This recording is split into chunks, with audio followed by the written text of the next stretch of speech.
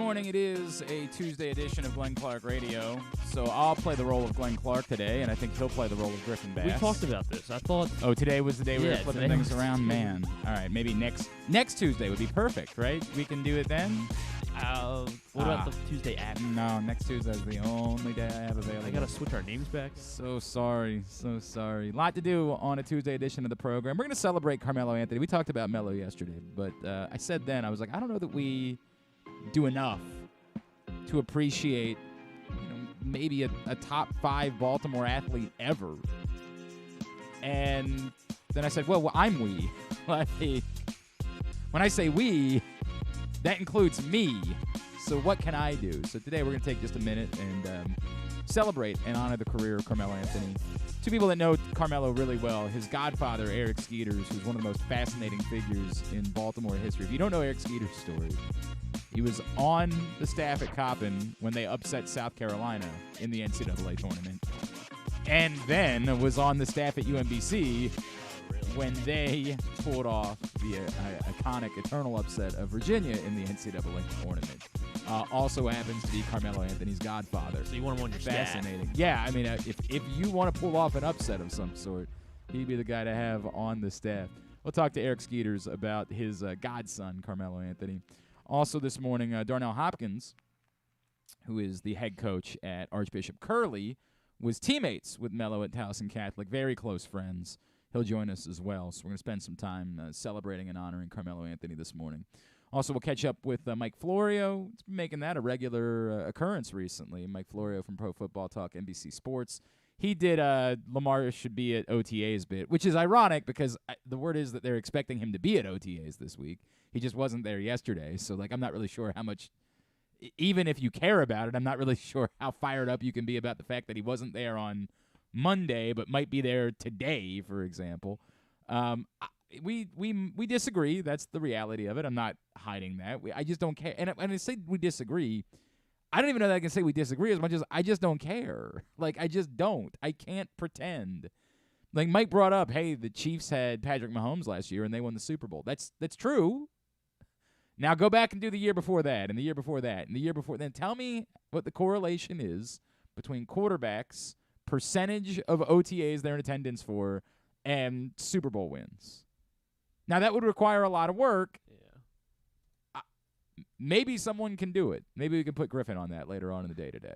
I'll just gradually... Yeah, go back year by year and try to figure out, how many OTAs did you have to attend if you were going to have a chance to win a Super Bowl? Because I'm going to guess we're going to find that it's all over the place. So Stafford was at OTAs in 2021. There you go. With the Rams. Which, of course, makes sense. It was his first year with a new team. But how many OTAs? He was also coming off thumb surgery, so I don't think he was playing too much. Oh, I do think I remember that he wasn't actually participating. Yes, he was just there, kind of present, right? But was he there for all of the OTAs? Was he there for football school? Because, as you know, the hollow tradition of football school, it's very important that Lamar Jackson be there for football school and can't miss a Monday OTA. That would be criminal if that were the case. I'm going to get you on that. You can spend some time with it. Okay, well, it looks like he was kind of a full participant. Who? The Stafford was a full participant that year because the thumb surgery didn't hold him back too much during OTAs. Okay, there you go. That's definitive proof. That's all we need right there. Did say he felt like a rookie. 2 for 2.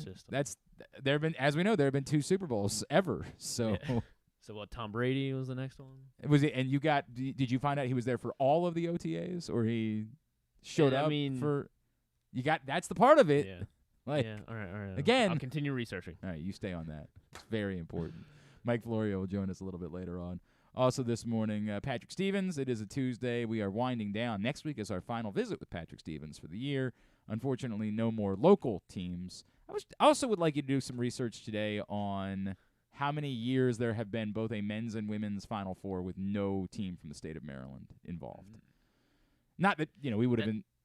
Seems like a good question for Patrick Stevens, right? Patrick doesn't really do women's lacrosse, unfortunately. So, he might be able to come up with the answer fairly quickly because he's, got all the information in his hands. But he doesn't do women's lacrosse Final Fours because they're rarely in the same city. There's been a lot of talk about that over the years about whether or not, because I think when they're in Foxborough, they've been in the same city. But for the most part, they have not been in the same city over the years. So, that's disappointing for us because we love lacrosse, and it's just a bummer that we're going to have a Memorial Day weekend with nothing of particular local interest. But still, turns out they're going to give away a title anyway, and we will discuss the 3 ACC teams and Penn State reaching the Final Four this weekend with Patrick Stevens. So that's all coming up this morning here on the program. Today's show is brought to you by A.J. Michaels. Expert and award-winning A.J. Michaels Heating, AC, Plumbing, and Home Performance will improve your home's energy efficiency and comfort levels. AC season is here. New rebates and discounts are available. More at ajmichaels.com. So, obviously, the Orioles were off yesterday. I, like most of you, sat down and watched the Lakers game last night. I say the Lakers game, they lost. That's the funny part about the way that all of our attention is on the Lakers. I know. And it's so sad. I'll get, like I said my piece yesterday, I am a Jimmy Butler fan the rest of these playoffs. That's who I'm rooting for. I'm rooting for Jimmy Butler, and because of that, I'm rooting for the Heat. I am, like I said to Jeremy yesterday, what I'm very nervous is that it doesn't matter, that the Nuggets are just proving to be the class of the NBA, and if they had a healthy Jamal Murray, they might very well be stockpiling multiple titles at this point. That combination of Jokic and Murray is deadly and lethal. And then add in the fact that they are getting solid contributions. It's not what LeBron James tried to explain a couple nights ago. That's not the story of how it is the Nuggets are winning, but it's not irrelevant either. They are getting, Porter's had a good series. Gordon has had a good playoffs. Bruce Brown, as I mentioned yesterday, has had a good playoffs. They have gotten solid contributions elsewhere. The Denver Nuggets have. That said, I don't think the Nuggets are infallible. I mean, they lost 2 games to the Phoenix Suns. I just think they're the class of the NBA at this point. Last night was, I don't want to say pathetic from the Lakers, because it's certainly not what the Celtics did in Game 3 against the Heat. It's kind of unfathomable that they could waste 31 first-half points from LeBron James and having a 15-point halftime lead and not even have the lead going into the fourth quarter. Like, that's amazing. It's amazing that you could piss it all away in the course of one quarter and it just be over. And the Nuggets weren't even, playing particularly brilliantly in the fourth quarter. They were kind of limping to the finish line as well. Nikola Jokic just tossing up. Oh, my gosh. The he number does of it once a times. game. I think he does it twice a game at this point, where he just the offense is going nowhere. They're hopeless, and he's just like, hell, I'll throw the ball towards the basket, and there it is, just swish, beautifully. Yeah. I mean, the prettiest thing you'll ever see, and there is no explanation. Did you know for Tristan it whatsoever. Thompson was still playing basketball? Yeah, I found that out last night too. For what it's worth, I gotta be honest with you, I don't think I knew that either. So I don't want to take anything away from the Nuggets when we have the conversation, but I told you my piece. I think, unfortunately, as much as I'm going to be rooting for Jimmy Butler, I think the Nuggets are the class of the NBA. I think the Nuggets are likely going to win the NBA title. And I think the shame for them and what Baltimore's own Tim Connolly built before he left, of course, Loyola alum Michael Malone, it's a good – I think we might try to reach out to I didn't realize that he and Tavares Hardy are pretty close. So I think this week we might have Tavares Hardy to talk about what that means. It's a low-key local story because, Michael Malone wasn't exactly like a rock star player during his time. This isn't like, I'm trying to think of who is Jarris Lyles becoming a high-level NBA coach. We're like, man, I think there are still overwhelmingly more people in this city that have no idea that Michael Malone played at Loyola than there are people who do. And, of course, those aren't even good Loyola teams, post Mark Amatucci. So there's just not a whole lot of thought to that era of Loyola basketball. But, I don't know, it's a neat local story that he's led. It used to be that the Nuggets were almost like Baltimore West because Tim Connolly was the GM and Michael Malone was the coach and Wes Unseld Jr. was on the staff and Will Barton was on the roster. Like, they had built this, Baltimore thing out there. Now Connolly's gone, Barton came back this way, and Wes Unseld came back this way, and so it's just Michael Malone that's left at this point. All the Baltimore natives are no longer in the system for the Denver Nuggets. But still, what they built, they probably could have been, again, with just Jamal Murray health, it is totally plausible that they could have like the Warriors weren't even all that good last year, as much as Steph just kind of was unconscious for the last couple of rounds of the playoffs. With the health and the obviously they got swept out by the Suns the previous year with no Jamal Murray on the floor. I don't know, if they had a healthy Jamal Murray, we could be talking about a team. Would they have beaten Giannis? Maybe. We could be talking about a team that could have won 3 titles. I mean, really. I'm not saying they would have, but they could have been that good. And I think we're seeing exactly what they had in mind when they built that team play out right now, as they certainly at the moment look like the team to beat going into the finals. I don't want to take anything away from Miami. Special story. Yeah, I mean, they're just playing really good basketball. Like, it's you have to be on your A game. They defend. Yeah. Right? They didn't defend in the first half. Yeah, and Jokic doesn't defend. He defends enough, but he's not a high-level defender. It seems like they're kind of making at least the defensive plays when they need to. Certainly, obviously they did that last night with LeBron. That was tough, too, because everyone knew it was going to be LeBron and LeBron going to the basket. Mm-hmm. And so you're in a tough spot if you're Darvin Ham. Do you draw up a play that involves him drawing that attention and trying to kick it out to Austin Reeves? And if Austin Reeves misses that shot, you're going to be murdered for drawing up a play at the end of the game for Austin Reeves to be the one. Yeah, I still think that's the right play. I mean, they've been fouling them pretty much all game anyway, so that was your best play. Either LeBron's going to finish or he's going to get hit, and they happen to just make a clean play that time. Tremendous defense. Yeah. I mean, absolutely tremendous defense, starting with Murray and then finished off by Gordon. Excellent defense at the end of the game. The Lakers' story is the one that permeates because after the game, they started to go to the LeBron threatening to retire thing. And your laugh is the laugh that everybody's giving it right now. It's a weird spot. I think we've all, in any other situation, I think it would be reasonable to consider. It's the part that I don't know that LeBron, the question is whether or not LeBron accepts that this playoffs was proof that at his age, he's just not going to be able to do this. I mean, he dropped 40. I understand, for one game. For one game, he looked really good. Charles Barkley brought that up a couple weeks. In the Memphis series, he had a really good game, and then they laid a dud 2 days later. And Barkley was laughing at halftime. He was like, dude, this is the way it goes. You can't play like that and play that many minutes and put out that type of effort and just be okay 2 days later.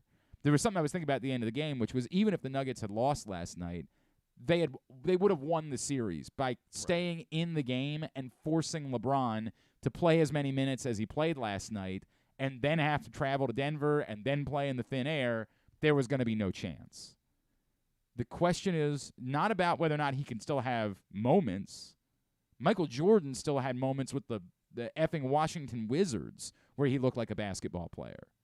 LeBron is still quite capable of having, but what it takes to win an NBA title is to be able to play at that high of a level consistently every other night for a span of multiple months at the end of the season. If you're LeBron, can you chart a path to play sparingly? Yeah, 20 games during the regular season. Legitimately that little in the regular season. And how do you it's a very difficult thing because as a competitor, you don't want to just openly admit, guys, I'm taking the regular season off. I'm just going to be a postseason player next year and nothing other than that. That's antithetical to LeBron being the guy that's sort of been the face of the NBA and has done the NBA's bidding over the years and, won't say a negative word about China because he knows how important it is to the NBA and, all of that stuff.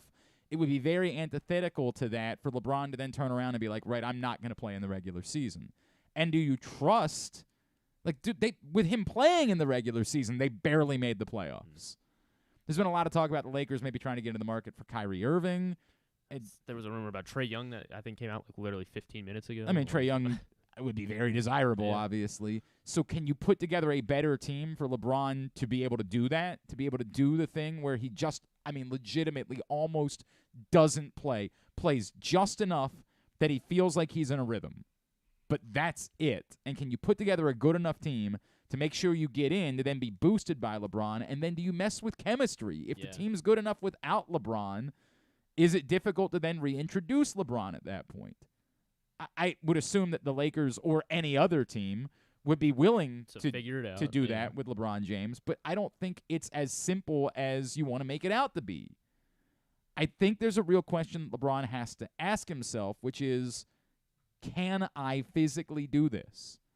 Because I don't think he wants to just go out there to have games. I don't really know what it does for LeBron James for people to say, yeah, but he played really well when they got swept by the Nuggets. He played really well in Game 4 when they were getting swept in the Western Conference Finals. How does that add anything to LeBron's career, to his happiness, to his legacy? We've all assumed that he was going to play for 2 more years so that he would have the opportunity to play with his son. And by the way, it's not a given that his son's going to be a high-level NBA player either. Like, some of even his college recruiting has just been inflated by the fact that he's LeBron James' son. Right. I still think that's the most likely scenario, is that he's going to do everything in his power to present that opportunity.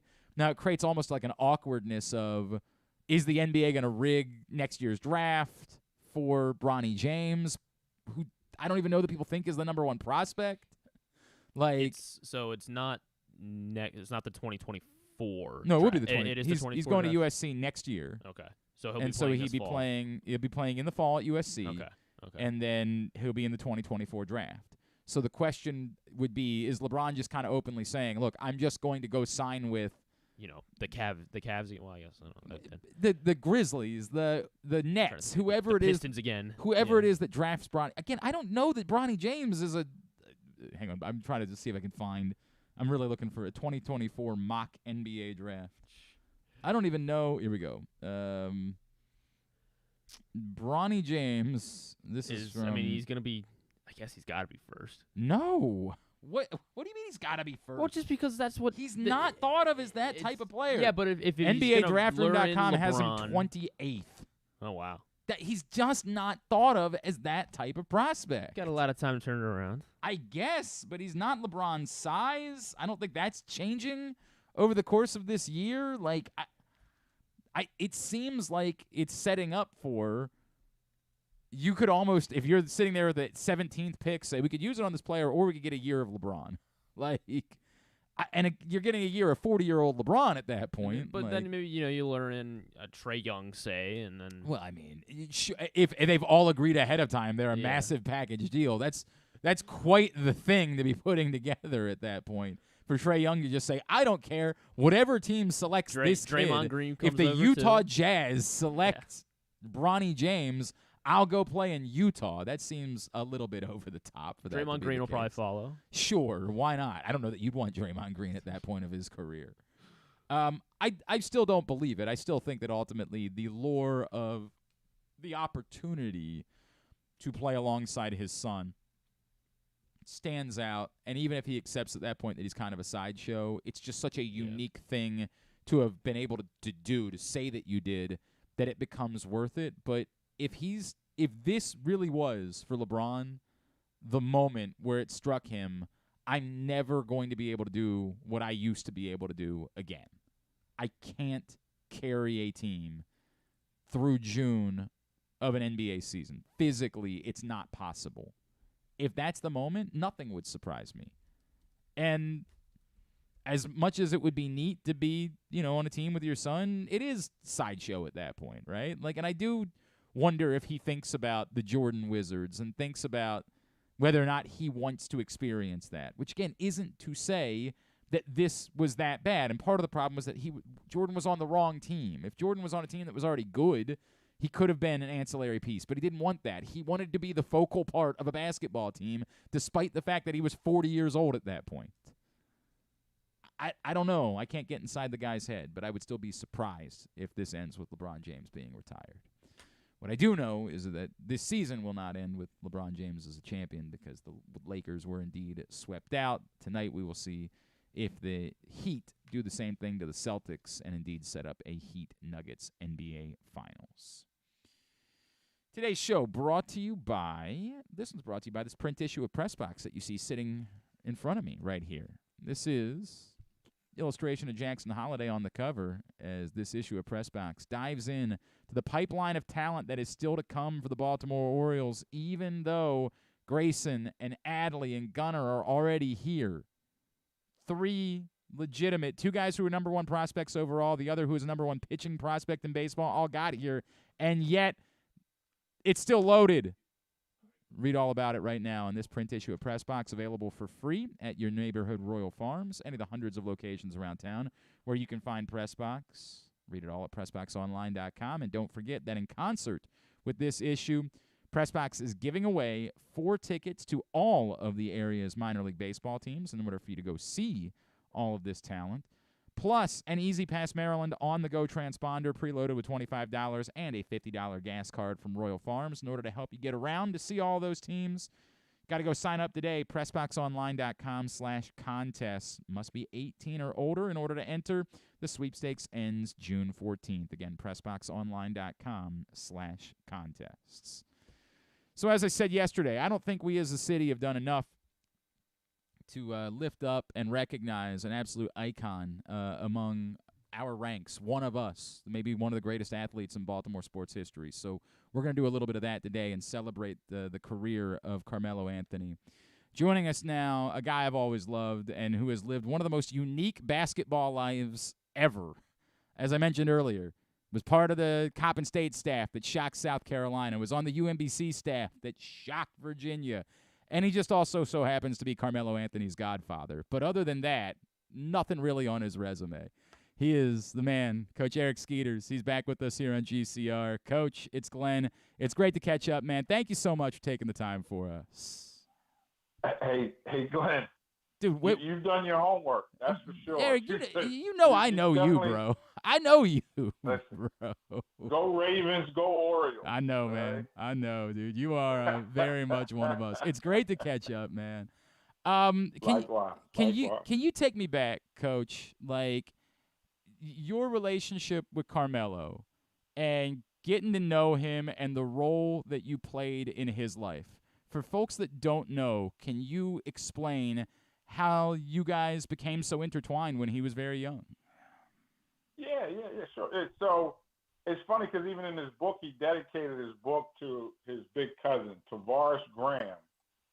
Tavares Graham played. So I'm coaching my first year at St. Francis, 92, 93. And we went to so shout out to the BCL. We won our first JV championship. One of the guys on my team, Corey Bradford, from West Baltimore, lives on Myrtle Avenue. And so midsummer of 93, I don't know where we were, but he's like, Coach, you got to come check out this kid from New York. They just moved to Baltimore. So, come get the kid. I don't know if we went to a park or a rec center or whatever. And the kid's name was Tavares Graham. And when I say one of New York City's finest, I mean, he had all the fancy dribbling, athletic jump to the moon. And so, here we go. Get the kid in school, get him enrolled. And so we had another big-time player coming to St. Francis that summer named Mark Karcher. Yeah, he turned out okay. Yeah. There's no longer a grass field next to the building. It's a gym now. So, thanks to Mark Karcher. Because we played our games at UB. So Tavares Graham was Carmelo's big cousin. So Carmelo's mother had custody of Tavares. And so with that, she moved the family down. Obviously, he tells the story in the book. But Tavares, we kept him on the JV. Mark was on the varsity. And it was almost like this kid was the warm-up. He was the first act through the varsity. So, I mean, literally, my games would be packed. Number one, because obviously we were pretty good that year. But he was dunking the ball. He was just, this between the legs and all the New York City handle and all that stuff. So this kid he would light UB up getting ready for the varsity. So the JV games had some excitement. So who's tagging along with him with all these different, going to pick the kid up, drop him off? Corey Bradford. So Corey obviously lived across the street from him on Myrtle Avenue. So I'm, and those, you giving the kids rides home, you picking them up. And Tavares is like, come on, can my little cousin come? I say, yeah, sure, come on. You know, little Melo. So that's how the relationship started. The guys from the neighborhood, Fonzo Jones, played at St. Francis. Obviously, he was first team All-Catholic League. The Robert Marshall Rec Center. So all those guys in that neighborhood played for St. Francis, you know, came up in that rec center, Robert Marshall. And that's how I was a young, you know, Summer League AAU coach. I'm coaching at Bentlow. I'm coaching AAU. I'm coaching at St. Francis, you know, coaching at Craig Cromwell, Summer League. And Melo just became a part of the team almost. Like, you know, he started calling him his godfather later on in life, you know, years later, because Tavares took to the streets. So after his first year, he never came back to St. Francis. He played 1 year at St. Francis, took to the streets the whole wire, New York, Baltimore thing, you know, just took to the streets. So Corey had another year. Corey Bradford had another year. So I was still back and forth to Myrtle Avenue. I told Melo's mom, you know, Tavares had gone to the streets. I said, listen, he stayed on the straight and narrow. I got him. You know, it wasn't about basketball. It was just a good kid, mentor in the rec. You know, one of those things in Baltimore where he's just one of the young kids you take under your wing. He happens to be a pretty decent player, good kid, good student, funny kid to be around, laugh and joke all the time, silly little dude. And it just took on a life of its own to where some years later, we're taking AAU trips. I take him with me. You know, we go down to Boo Williams or somewhere. You know, come on, you want to go? Come on. You know, guys from the neighborhood are playing. Fonzo Jones is playing. So that's kind of how he and I met. And the relationship started. Now, that's not in the book because Tavares kind of, I don't even know if he named Tavares in the book because he called him Lucky. But that's how the relationship started. It was through Corey Bradford and, you know, his cousin Tavares Graham playing for me at St. Francis. Coach, when did you notice, like, hey, this kid's pretty good too? Like, when was the first inclination that you had that, you know, like, this might not just be a fun kid to hang around with, like, this kid might be kind of special? So, Glenn, that never happened in my time, really, with the kid in Baltimore. Really? So I left for Youngstown State in 99. He was in the 9th or 10th grade. So, let's go back to when he goes to Towson Catholic. I'm coaching at Coppin State. He's in middle school. He has spent all his time at St. Francis for all these years. You know, let's see. So let's see, 95, 96, we were really good, right? We were, I don't know, top 10 in the country at the end of the year. St. Francis was USA Today, top 20, right? We were really good. We went out hamper, right? So that was Mark Carter's junior year. So we're really good. I go to Cop in 96, 97. Can't remember when Melo went to Towson Catholic. But anyway, he goes to Towson Catholic in the 9th grade. I think they win 5 games, 7 games. You can Eddie Green Sr., if you're out there, or Joe Conley, okay. Towson Catholic guys. You know, but he goes to Towson Catholic. Let me make sure everybody who's listening. Melo goes to Towson Catholic versus St. Francis because of one person, LaFontae Johnson. LaFontae Johnson was the guy that he loved, just looked up to, the player. I don't know if you remember LaFontae Johnson. Only vaguely. Yeah, I'm getting ready to give it to you. So at Goucher, Towson Catholic versus St. Joe, BCL championship, my man had like 9 or 10 threes in the championship game. Look it up. And he lit Goucher up this night. And I mean, put a team on his back and kept Pat Clatchy from his first Catholic League championship. Now, Clatchy's gone on. Yeah, he's won a couple. Win a bunch of them. Yeah. But that was the reason why Melo chose Towson Catholic versus St. Francis. Because, you know, everybody thought he was set signs. And I'm at Coppin. I don't got me. Go wherever you need to go. You know, Joe Conley and them guys did a great job of recruiting them, trying to get them there versus, you know, Coach Wells, you know, West Baltimore, East Baltimore thing. It just, he goes to TC. So he plays on the JV in the 9th grade. I mean, they weren't that good. So the maturation, I'm in Youngstown, Ohio. So I I hear about it, through him, through Melo, through the phone. There wasn't a whole lot of cell phones back then, so it was still beepers and stuff. I go to pay phone, calling cars, things of that nature. We talk every other day on the weekends, things of that nature. Keeping progress. He goes to two places. He goes with Joe Connolly, takes him up to Eastern Invitational, the hoop group camp, and he plays against Rasul Butler. Okay. And that was kind of his coming out party, Mm-hmm. right? Like, okay. And then after his 10th grade year, I think Joe just posted another day, the AAU team, so he makes the varsity 10th grade. They go to the championship game. They lose to Archbishop Spalding, Derek Snowden. I'm giving you a little bit of BCL history here. So they lose in the championship game. That spring, he plays against James White. I think DC Assault versus Baltimore. I can't remember what the Baltimore Nike AAU team was called. And Melo put on an absolute show. Put him against James White. Everybody came to see James White. This James White, flies through the air, jumps off a trampoline in the layup line. This kid could dunk it, and he walked on air. So Melo just flat out outplays him. And I don't know, college coaches couldn't come, I don't think. I think it was like in the dead period. But it was packed. Gym was packed. It was one of those DC Baltimore games. And that was his coming out party to the area. Like, this kid is legit, for real, big time. He just outdueled James White. James White's going to be McDonald's All-American. Yep. Melo's only going to be a junior. And that's where he took off. It was never That's in so wild. our time Right. together that he was, oh, man. Trust me, they came and hand over foot after that coming out party. But in that 6th grade, 7th grade, 8th grade, 9th grade time he was like, yeah, my godson, he was good, but the goal wasn't he's going to be in the pros.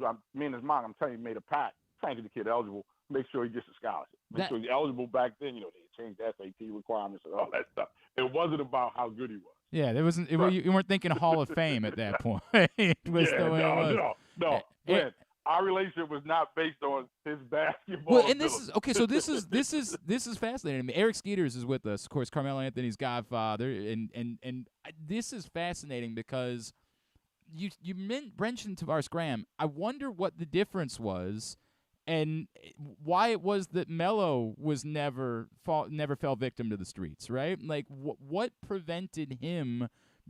This story sadly so well in our city. And how many incredible talents, I mean, iconic basketball players fell victim to the streets. Why was it that Melo didn't? First of all, he had a praying mom. That's first and foremost. Mom, very religious, very every church, every Sunday, Bible study, recite the Bible cover to cover, all 66 books. God bless his mom. The coaches in his life, from the rec center, Coach Mitch Wise, Kevin McClain, we call him Jim Black, Ernie Hall, like the guys in the rec center, and Rob Marshall and the neighborhood, myself, Joe Conley, Eddie Green Sr., Eddie Green Jr., Mike Daniels, the guys at Towson Catholic. There were a ton of, and Melo wasn't the when he blew up, where the guys, the street guys, so to speak, started coming after him, he already had that foundation built in, and we protected him, so to speak. And he wasn't really into girls. He wasn't really into, he just loved ball. So Tavares is, and it's funny story, not funny story. The tragic transformation for Melo was 99. I was coaching at Youngstown. I'll never forget where I was. We were playing Montana. He's texting me, or beeping me, 911, 911, 911. Melo, just keep I'm at it, get to the hotel. What's wrong? Tavares got shot. So Tavares gets shot and killed Thanksgiving weekend, week of somewhere around Thanksgiving in 99. And literally everybody around him at the funeral, and literally got shot in the back. His baby mama, boyfriend, beefing, just something stupid, flat out stupid. Shot the kid in the back like they were fighting, and the kid Tavares walks away and said, man, you and the dude shot him in the back, killed him. We all poured in, myself, everybody. Mom, like, we're not going to let Melo go bad. And he didn't want to. He obviously wanted. And he had hit that growth spurt as well. Right, that helped. Yeah, so sure. Around that same time, in 10th, 11th grade, he goes from 6'4" to 6'7", however tall he got. And he had this wall. You got to give credit to the people, the coaches in his life, the teachers in school. He was a great student. He was a great student. This kid, he won awards at the Pier 5, Christopher Columbus. I think it was math and science or something. Wow. He had to give a speech. I remember giving it. So, and then somebody has that footage or find it somewhere. I don't know who it was through. Maybe his mom knows where. Maybe he knows where.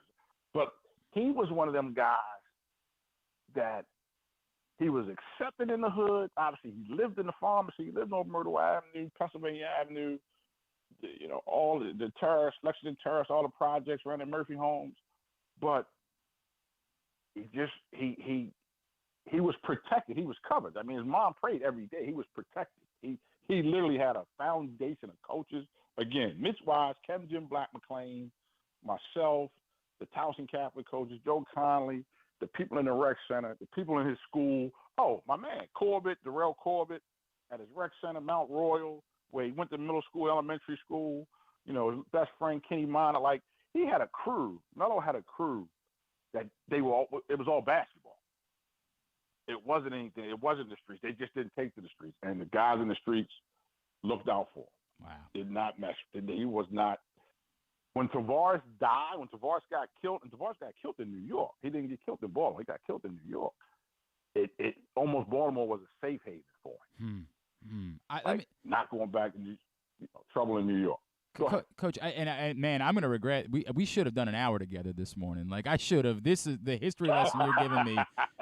I mean, I want to wrap with this question if I can, because what you just said about Baltimore being a safe haven, knowing the way that you know him, what did Baltimore do to make Carmelo Anthony Carmelo Anthony? Like, how important was Baltimore in Melo becoming a basketball icon, a first ballot Hall of Famer? Great question. The pride in the players.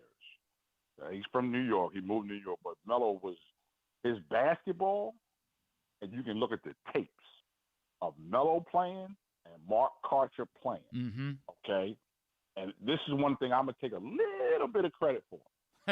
Everything about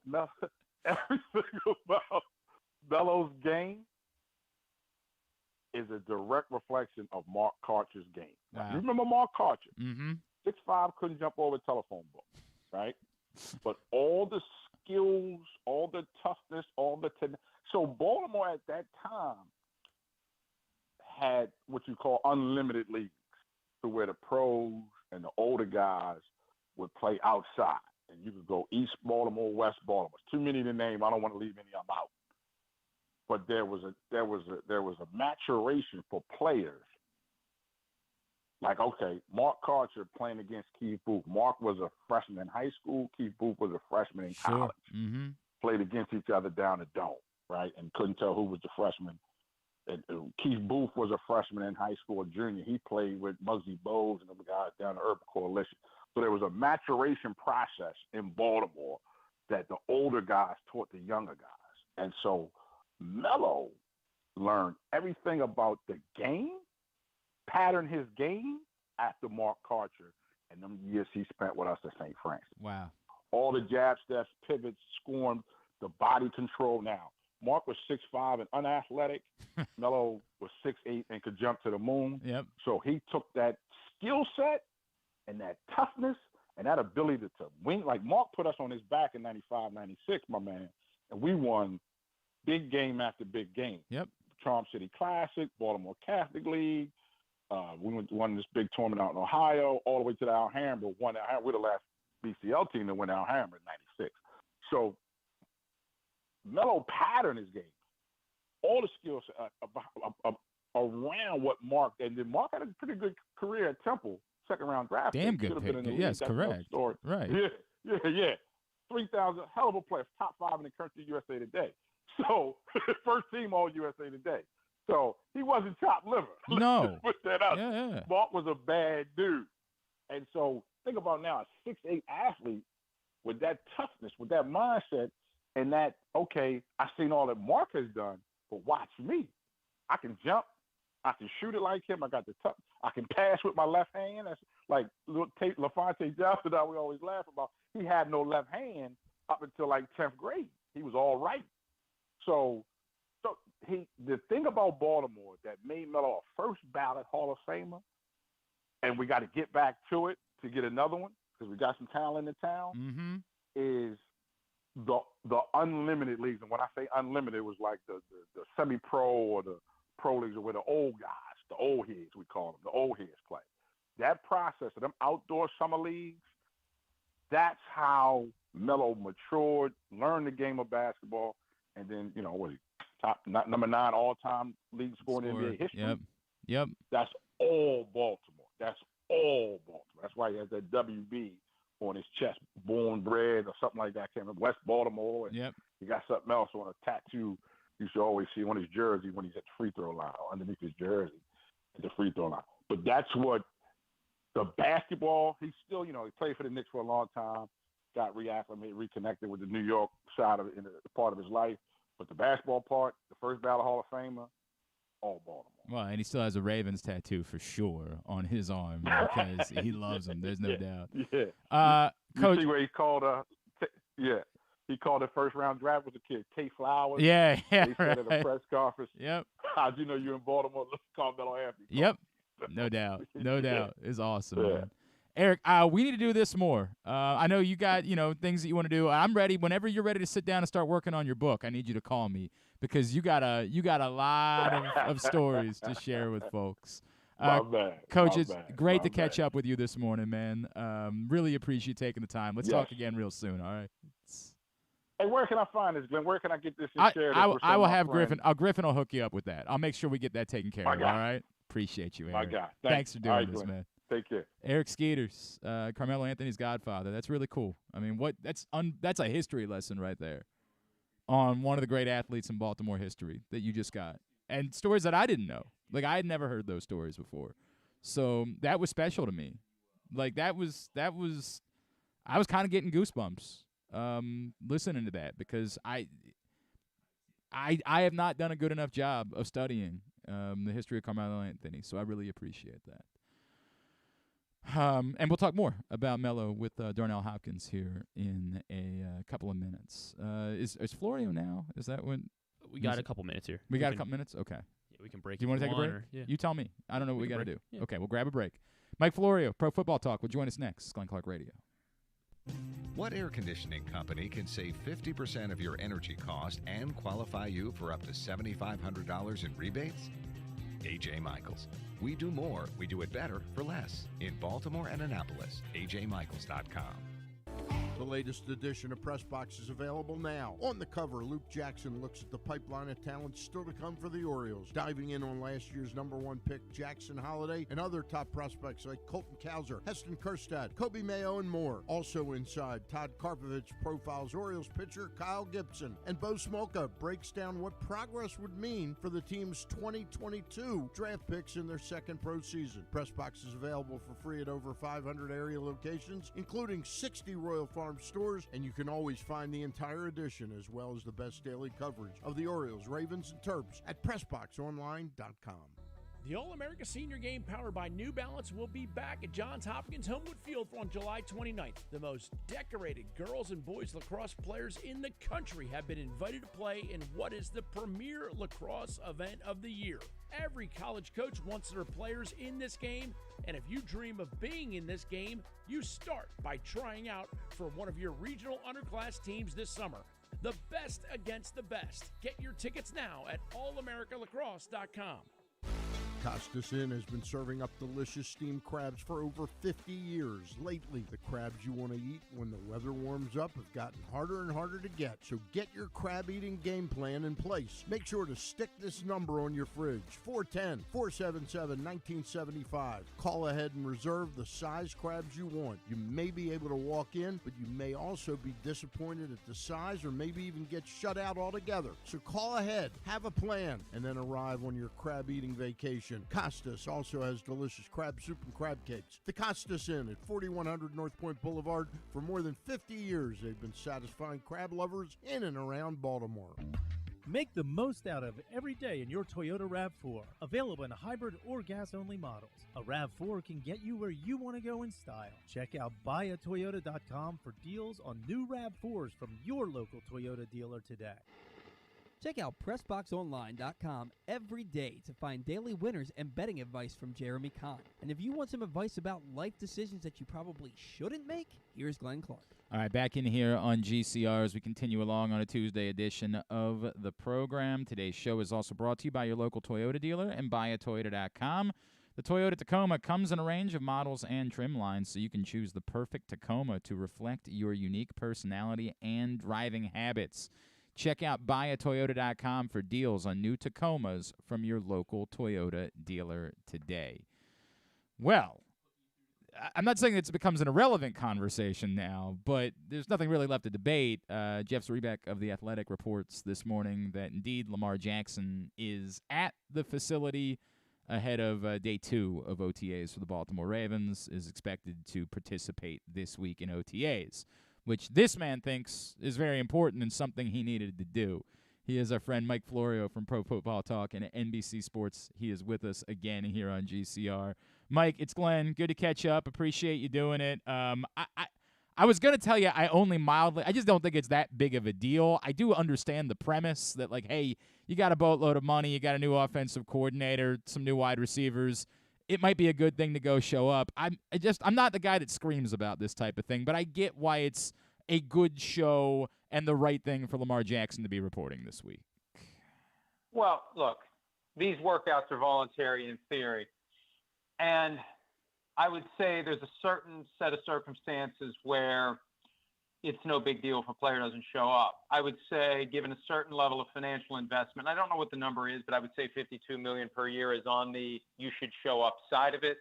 You throw in the new offensive coordinator, an offense that they are specifically tailoring to unleash Lamar Jackson as a thrower, a more consistent passer of the football, a goal of extending his career by having him not rely on his legs and pivot to his arm. He should want to be there with new personnel. He should want to be there with a new offensive coordinator. That's what I don't understand. And look, it's debatable in some circumstances as to whether or not the guy should be there. I go back to last year, Chiefs and Packers, great juxtaposition. Both teams lose their number one receivers via trade.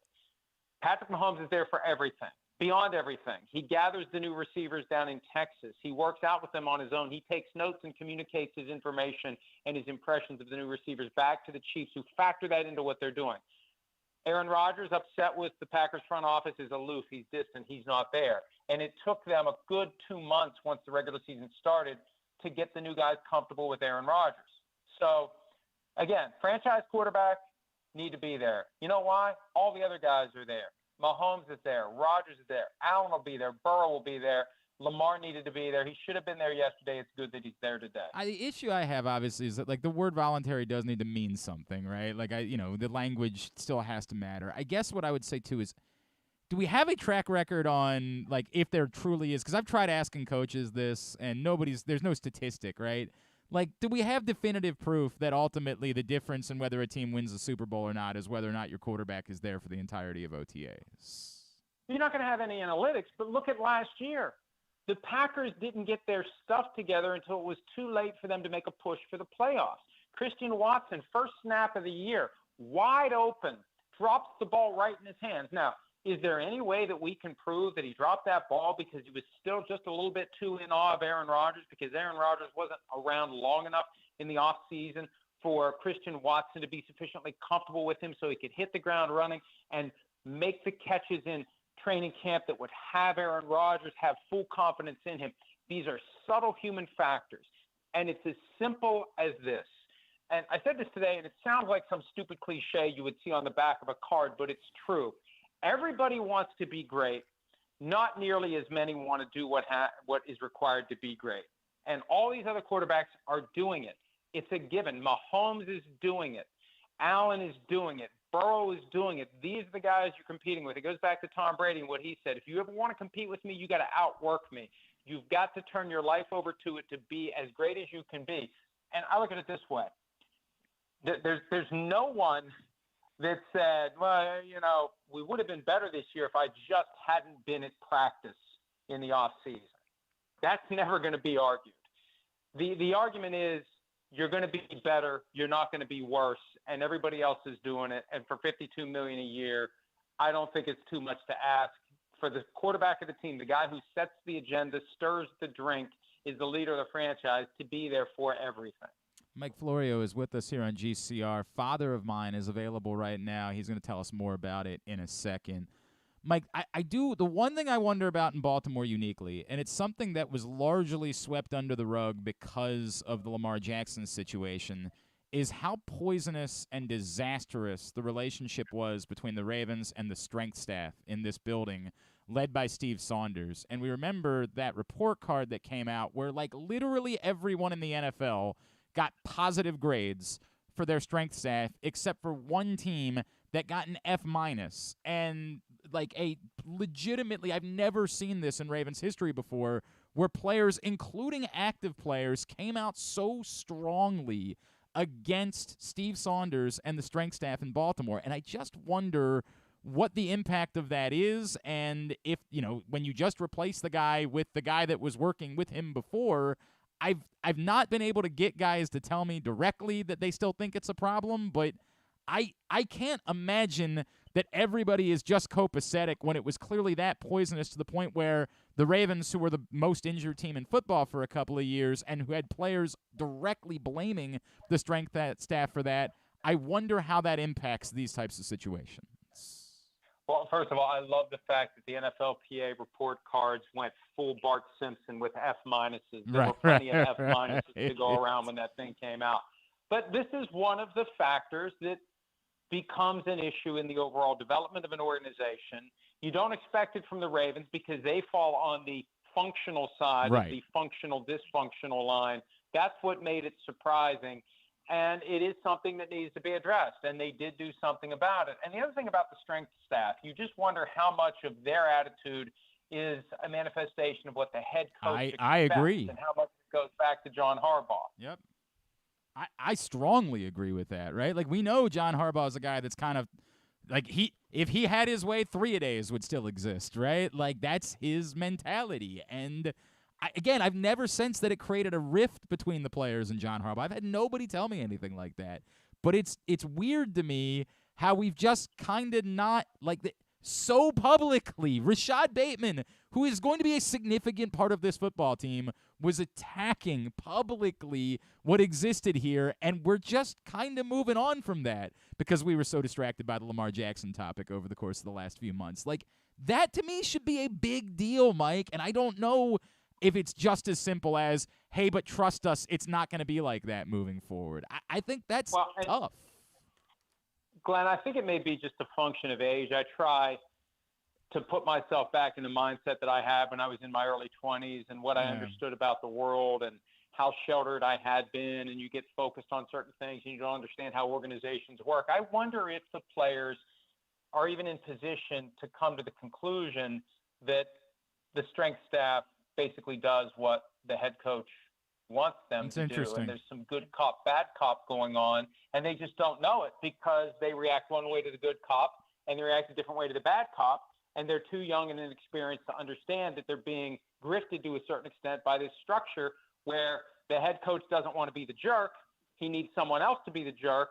And when it all blows up, that guy's gone, and they put another guy in there to do what the head coach wants. And again, it's something you have to be part of, and you have to be there every day to fully understand. Right. But I just think that younger guys may not understand it, because I think at that age I wouldn't have been able to figure that out. It's very fair, Mike. And again, maybe there isn't even. Maybe really there was somehow this guy was just going rogue, but it's very hard to believe that. It's very hard to believe that it wasn't in concert with what the expectation was at the top of the organization, and we'll see how that plays out. That's the only kind of mitigating factor that I've thought about, and I thought about that a couple times during the Jackson conversations, honestly. Like that, if it was this poisonous between Ravens players and the strength staff, if I'm Lamar Jackson, I've got to know, and I've dealt with injuries these last couple of years that you're now trying to hold against me.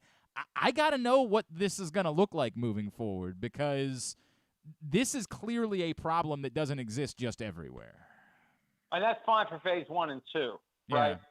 But phase 3 is you're out on the field, you're learning the offense, you're laying the foundation in advance of the foundation that's going to be put in place during training camp. Everything you do now by way of the reps you take and the installation that the team does offensively and defensively gives you a head start on what you're going to do at training camp. That's where it becomes important. It's a building block. It's the building block before the building blocks really start, and anything you can do now that makes it easier during camp. And you only have a couple of weeks before the preseason games start.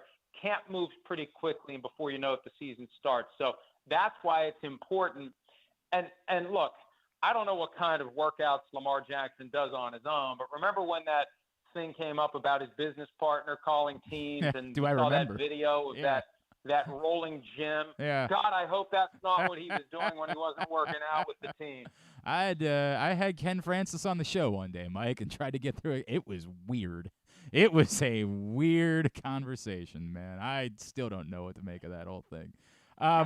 Mike, before you tell everybody that Father of Mine, just your reaction to the news that came out of this week. I know football fans are very up in arms about the Thursday Night Football flexing thing, and I get it, right? Like, it's openly saying we kind of don't care about you. We only care about the TV networks. I also know that as someone who likes to sit down and watch football, I don't like it when I sit down and remember that the game that I'm about to watch is Washington, New York or something like that. I am torn about this because I understand that television that football is a television show at this point, but it does seem egregious to fans that want to go to games and buy tickets and potentially travel that you're talking about moving football games 3 days. Yeah, I don't like it at all. And when one of the most influential owners in the league, John Mara, comes out and calls it abusive, then we should pay attention to that. And when Mark Davis, the Raiders owner, comes out and says that he doesn't like it, and look, he stands to be impacted by it. His fans who come from other places to Raiders games are going to be affected by it. You're making arrangements, and even though it's going to be used rarely, and they've done a nice job of getting the reporters and the analysts who are on the payroll and those who may want to be on the payroll in the future to say, oh, it's going to be used rarely. It doesn't matter, because when you make the arrangements now for a game between week 13 and 17, you are assuming the risk that it's going to get moved 3 days in either direction. Either the Thursday night game is going to get moved to Sunday, or that game that happens to be at 1 o'clock Eastern on a Sunday is going to get yanked to Thursday night. And your whole plan gets blown up. And along the way, when it's time to resell the tickets that you can't use, you do it on the NFL's official scalping platform, and they get a case. It's just amazing how it all works. So, look, I remember it's been 10 years ago, almost to the month, that Mark Cuban, the Mavericks owner, said of the NFL, pigs get fat and hogs get slaughtered. And I keep wondering when that moment is that they're going to move into potential slaughtered hog phase. And this is the first one that really pissed me off, because it shows no regard for the in-stadium fans.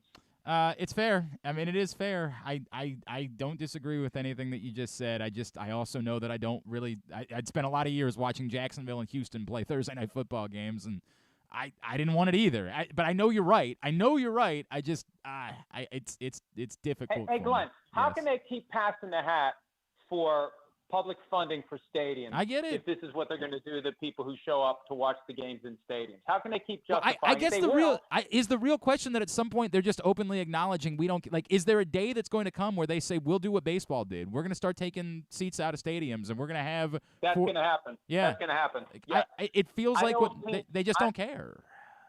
I know of teams that have done the math, and that they believe if they had to do it all over again, they would not have an upper deck on their stadiums. It's wild. Because for the money they make and the costs that they incur with that extra $20,000 or 30,000 in that upper rim of the stadium, it's not worth it from a profit standpoint. And if that would happen also, as we think down the road toward potential expansion of the NFL, you unlock different markets that aren't as big if you do 40,000 seat stadiums. And it's just about having a full stadium that feels exciting and thrilling, and it looks good on TV, and it's all about TV going forward. And I think this is a moment where, there was a time when they would black out games within the home market, even if they were sold out. They wanted to preserve the in-stadium experience. This is the moment where in-stadium takes a back seat to generating as much money as possible from TV. Tell everybody about Father of Mine, Mike. Mob novel set in 1973, back in the days when games were blacked out in the local market. Set in the hometown where I grew up, Wheeling, West Virginia, rife with mob activity.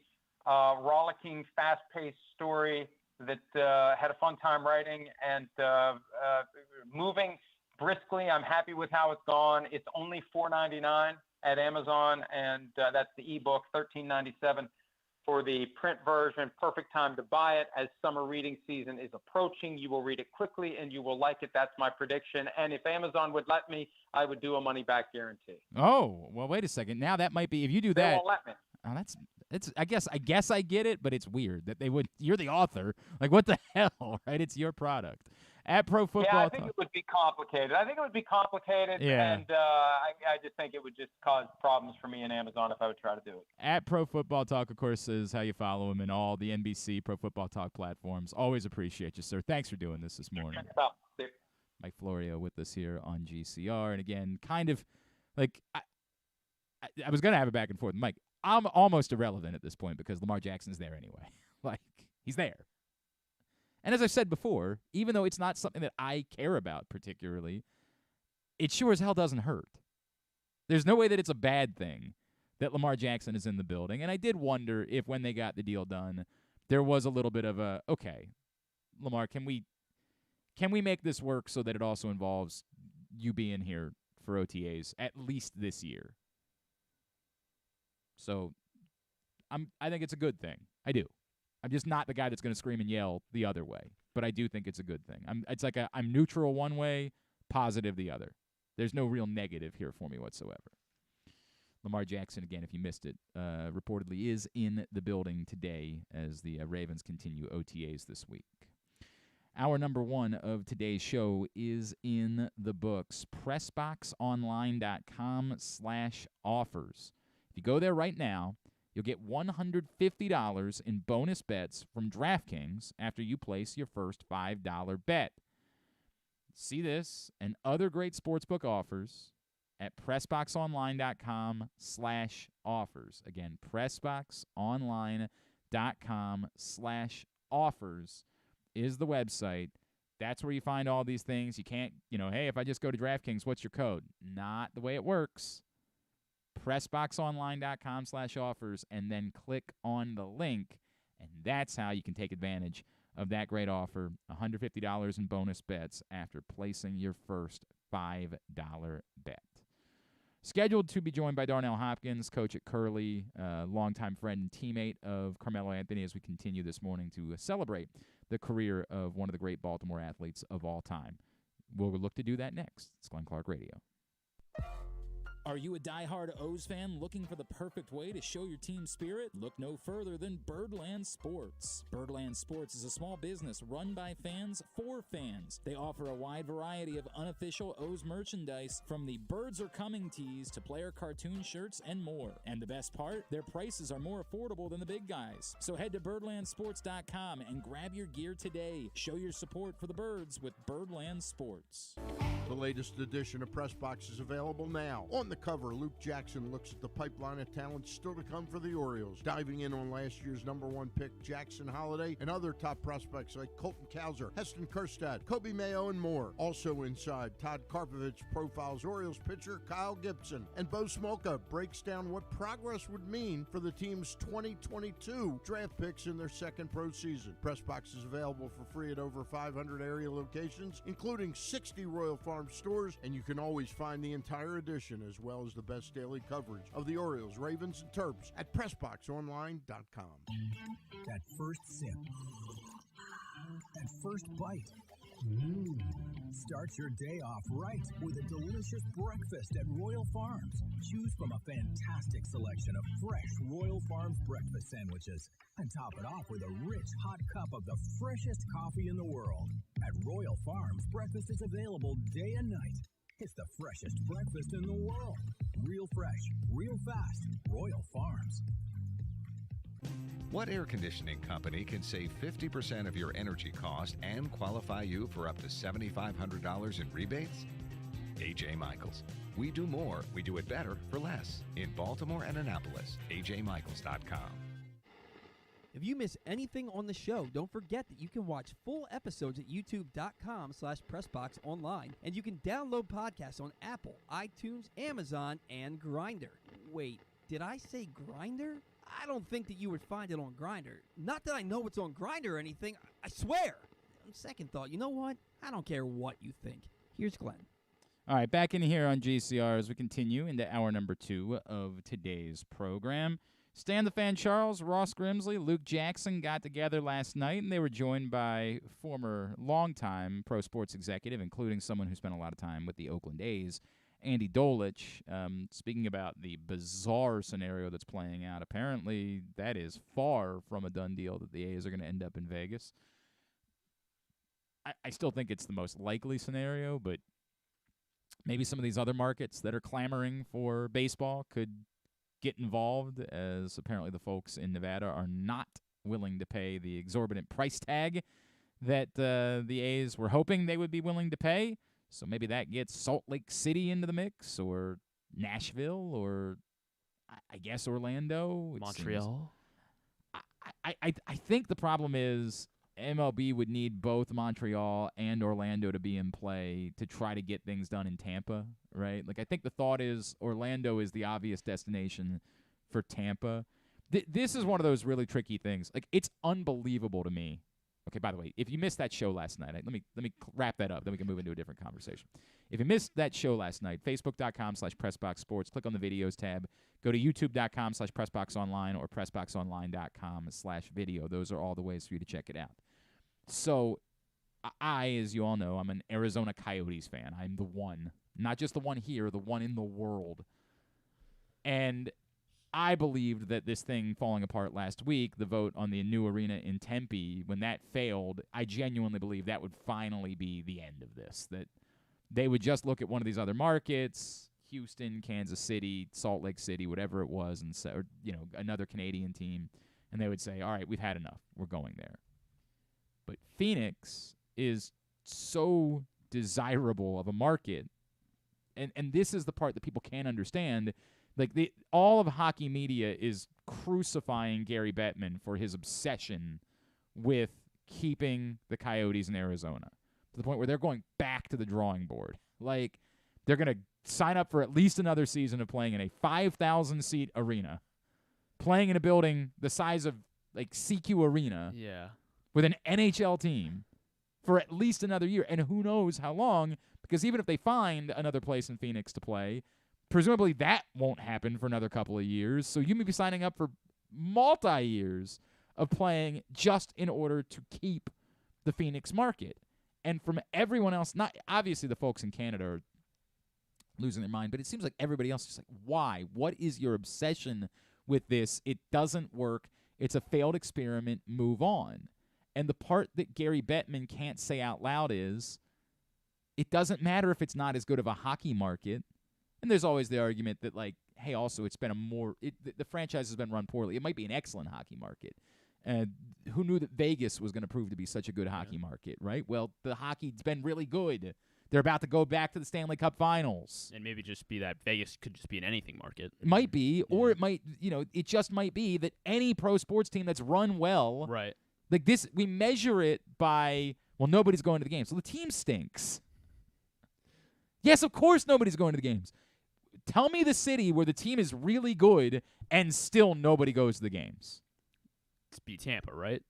Or even in the playoffs, guess- people show up in Tampa, right? Like, but Yeah. it's the closest one that you can come up with. And we know that part of the problem in Tampa is they have this horrible stadium that's nowhere near Tampa. Like, it's bizarre. But the point being that, like, when the Coyotes made their run to the Western Conference Finals a decade ago, it was rabid. People, despite the fact that the arena, much like the problem in Tampa, where the Coyotes arena was way out in Glendale. I mean, miserably difficult to get to. I know, as a guy that had to make that trip quite a few times when I was working out there, it was awful to make that trip. I was young, had no family, and so I, Made the trip. I just did it, right? Like, I was like, what the hell? I'll go to the Coyotes. And I also had work reasons to go to the Coyotes games. But I understood, like, today, there would be zero chance. If I had 2 kids and lived in East Phoenix, which is where I wanted to live, I would never make the trip out to Glendale. It would How never far is happen. Glendale from? I'm trying. It would be Glendale is legit 30 minutes outside of downtown Phoenix, but no one lives in downtown Phoenix. Downtown Phoenix doesn't really exist. It's why Phoenix is like the 6th biggest city in the country. It's because Phoenix is spread the F out. Gotcha. So from where people live, North Phoenix, Scottsdale, east to Tempe, like that area, it's 45 minutes in traffic. It's more than an hour. Gotcha. Like, it's miserable. It would be like measuring the success of the Washington Capitals by how many people drove from Baltimore to go to Washington Capitals games. Like, the number would be very disappointing. I say that to say that the part that he can't say is it's a better market. We want Phoenix because it doesn't matter what kind of hockey market is. It's just a better market. It's a more desirable location. Everybody wants to travel to Phoenix. No one wants to travel to Salt Lake City. We would rather have a team in Phoenix because Phoenix is better. But you can't say that out loud because you can't trash. You need Salt Lake City in order to be in the mix because, it's how you make sure that all these cities understand we have options. But you don't want to use those options. This is better. And the same thing going on with Tampa, where, like, somebody would say, why? What is the point? Well, they would say, well, if it can't be Tampa, maybe we can use Orlando because Orlando's just as desirable as Tampa is. You can't put a 3rd team in the state of Florida when you just can't do that. That's absurd. But you can use Orlando as the threat to Tampa, right? Like, gotcha. To like upgrade their stadium. Because the dirty little secret is they don't want to move back to Montreal. Montreal's not a place where, I think Montreal's for baseball.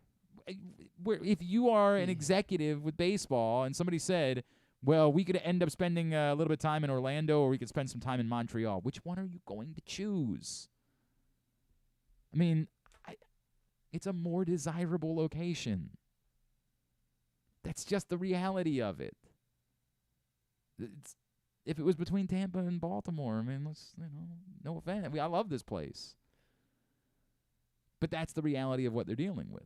So yeah, Montreal seems like the place that should already have a team back, but the Major League Baseball is just like, it's just not right. It's not at the top. Like, I can understand why they want to. I could understand why they want to get a team in Nashville. I can understand why they want to get a team in Vegas. Those are desirable locations for wealthy people to travel to.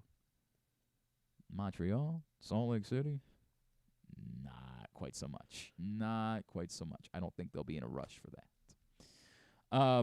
Let me cover a couple of things, and I don't know. Maybe we'll catch up with Darnell Hopkins today. I don't know. So let me get into a couple of things. One, we're just talking about it with Mike Florio. We can kind of add to the layer where he's like, hey, maybe this can make football expand. So it does seem like this. I think as much hyperbole as somebody might say here, this does seem like officially the first time that football has openly announced we no longer care about stadium. We no longer care about whether or not people are going to the games. They are going out of their way. You could say it was when they first introduced flex scheduling, but when they first introduced flex scheduling, we're talking about the difference in a game being at 4 o'clock and being at 8 o'clock. And while that's annoying, and if you have booked a flight and you were planning on flying back out that night, you probably have been annoyed by it at some point, especially because it's a much shorter turnaround. Like, they can make that decision in 2 weeks. So if in 2 weeks you find out that the game that you were going to go to in Cincinnati as a Ravens fan is being moved from 1 o'clock to 8 o'clock, that's an annoying thing to have to deal with. But this is so much more than that. It's so much more than an annoyance. This is going to ultimately cost people money. Or it's just simply going to prevent people from being willing to make plans to go to games. There's no way of getting around if you choose that you want to go to a game late in the season. We did this exercise.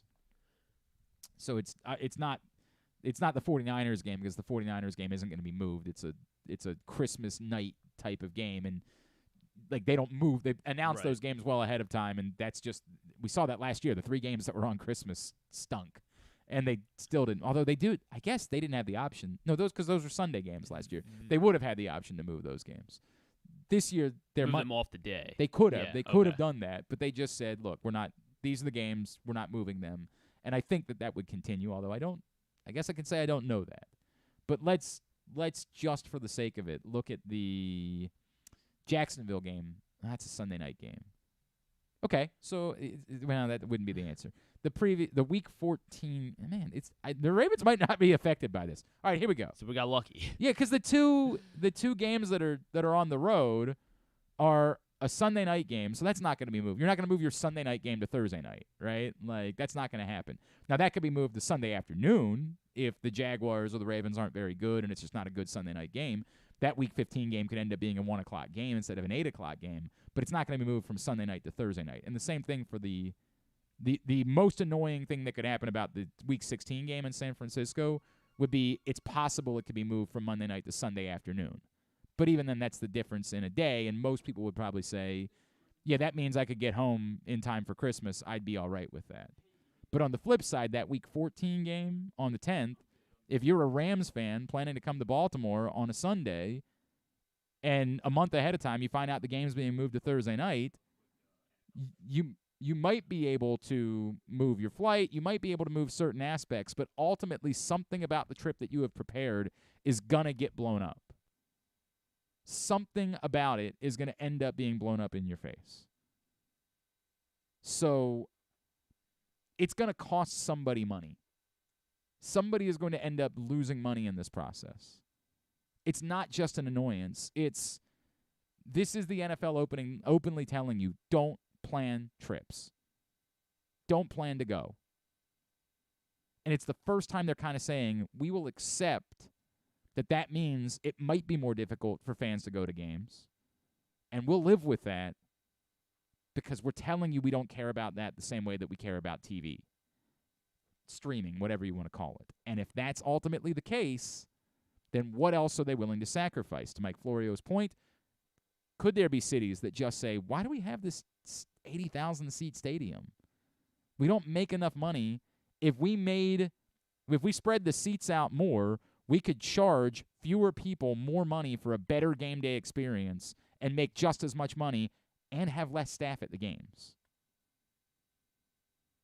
To his point, Green Bay has existed as a market, but could there be other smaller markets that could come into play at some point? It's fascinating, right? Like, it is fascinating. It's just an announcement of you're a studio audience to us. That's what you are. You're the same thing as the people that would show up and watch a taping of Home Improvement. Like, you're just, this is a studio is what it is for the television show that we're producing. And we are not concerned about whether or not we have people there. But I do want good television. Like, that is the flip side for me, is I want to sit down on a Thursday night and watch a good football game. And for years, when we would tune in and be reminded that it was, Jaguars-Titans color rush on a Thursday night, we'd roll our eyes and say, ugh.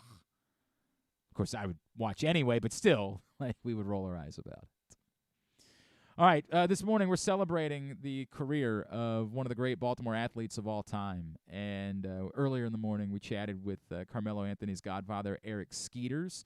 Now we welcome on a man, of course, you know now is the head basketball coach at Curley, but once upon a time a teammate and close friend of Melo's at Towson Catholic. It's a pleasure for us to welcome in Coach Darnell Hopkins, who's with us here on GCR. Coach, it's Glenn. It's great to catch up, man. Thank you so much for taking a couple of minutes for us this morning. No problem. I appreciate you guys. Absolutely, Coach. I wonder if you could take me back. The first time you met Melo, like getting to know him, when it clicked for you, like, man, this dude might be pretty special? I would say I always knew it. I grew up with Melo. We played AAU together. We grew up in the same neighborhood. We went to the same camp together, and then we decided to go to Southern Catholic together. So it was, the chemistry was always there for us together as teammates. But I guess to answer your question, when I always knew he was always guard oriented, and then one summer he just shot up, grew about 7 inches, and I think after that it was over. Right, and then you're like, oh man, this guy is something else. What was the difference for him? Obviously, the height plays a big factor in it, right? Like, there's a lot of guys, but as far as his drive and his determination, what was it about Melo that led him to being this guy that would go on to have a first ballot Hall of Fame career? Just his toughness. We grew up in a neighborhood where we played basketball inside. I don't think kids do that much these days, but we played against growing up. We were 14, 15 years old playing against grown men, and going out there playing. You don't call fouls or none of that stuff. So it was just like you had to finish the bucket. So if you got hit, you wasn't bleeding. You wasn't supposed to call no fouls. So you know what I mean. Just toughness then at an early age, I think prepared us for when we went on the road and played like against guys, you under the whistle and stuff like that. And from there it just shot up. He is Darnell Hopkins, the head coach at Curley. He's with us here at GCR as we're reflecting on the incredible career of Baltimore's own Carmelo Anthony. Darnell, I asked this question of Eric Skeeters earlier. I'm going to give you the same thing. How did Baltimore, and you probably alluded to it a bit with what you just said, how did Baltimore help make Carmelo Anthony Carmelo Anthony?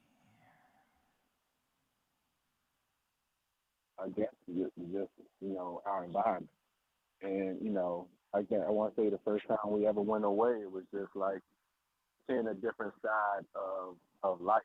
You know what I mean? Like, growing up, you didn't go outside your neighborhood. You didn't really travel or nothing like that. So, basketball was just a passion and love. We didn't know where it would take us. We didn't know we can, get a degree from college or in Melo's, be a Hall of Famer. Did you unfortunately, so much of the story of kids growing up in your guys' neighborhoods does not end the way that it's ended for you guys. Can you explain maybe how you helped each other and how it was that you guys didn't fall victim to the streets the way, unfortunately, so many stories of kids growing up in our city end up being? I mean, we had old, like I said, we played against older guys, and those guys didn't allow us to. They saw something in us, so they didn't allow us to choose that route. So when you see talent in somebody, you make sure they stay on the right path. And we had coaches like Coach Corbett, Mr. Wise, who took us places and showed us that it was things outside of your environment, and this is what we chose, and this is what we wanted to do. He is, again, we're chatting with Darnell Hopkins here on GCR as Carmelo Anthony announced his retirement from basketball yesterday. Coach, what does it mean to you to see the flowers that Melo has received over the course of these last 24 hours? And as someone who was such a part of his story and what you guys did together, how much has it meant to you to see the way that he has become such a beloved figure within this country? It's truly a blessing, and now coaching not just at Curley but coaching with Team Melo, it's an honor to carry on his name, and with his son playing now and watching him on the road and his passion for his son to be great is a beautiful thing to watch. Can you, for people that don't know, because you just bring up Coach Melo or Team Melo, I feel like he's been here a lot over the years. He's made, plenty of chip. Can you describe how much Baltimore means to him and how much he's done to continue his legacy here and to continue to impact young people in our community? I think, I mean, for me, I know coaching is something that I love doing, and it was better than playing the game, just to give back. I can't really speak for Carmelo, but I know for me it was just like coaching is something that I enjoy doing, giving back, and it's honestly a privilege to do that. Can you? Like I said, we had coaches like Coach Corbett, yep. Mr. Wise, who were guys that made sure we stayed on the right path, and it's kind of what we're doing now. Here's the real important question. What would happen when you guys would just go up against each other one-on-one when you were kids? What did that look like? Oh, my goodness. It was a battle. Yeah. I tell some of my players some of the times that me and Carmelo played. I remember one time we played. It was nobody in the gym. We were at Towson Catholic, and we were playing one-on-one. And this is one of the reasons I knew he was going to be great. He had drove by me, and he stuck his elbow right in my chest and then went up and dunked on me. So I was like, oh my goodness, you know what I mean? And I couldn't really do nothing, but we always challenged each other. So iron sharpens iron. I think the story it's become well known in recent years about Melo leaving Towson Catholic and him, and Mike Daniels saying, look, I think this is what you should do. I don't think you should stick around at a place where you've got to deal with these types of things. I wonder how much you think that making a decision like that helped shape his life, to have the boldness to say, I'm not going to put up with you guys. I'm a hell of a basketball player. I'm a good student. I'm not going to put up with this pointless nonsense of you continuing to harass me about things that don't matter, and having the willingness to stand up and say something like that. How much you think that might have impacted his ability to transcend as he continued on into his adult life?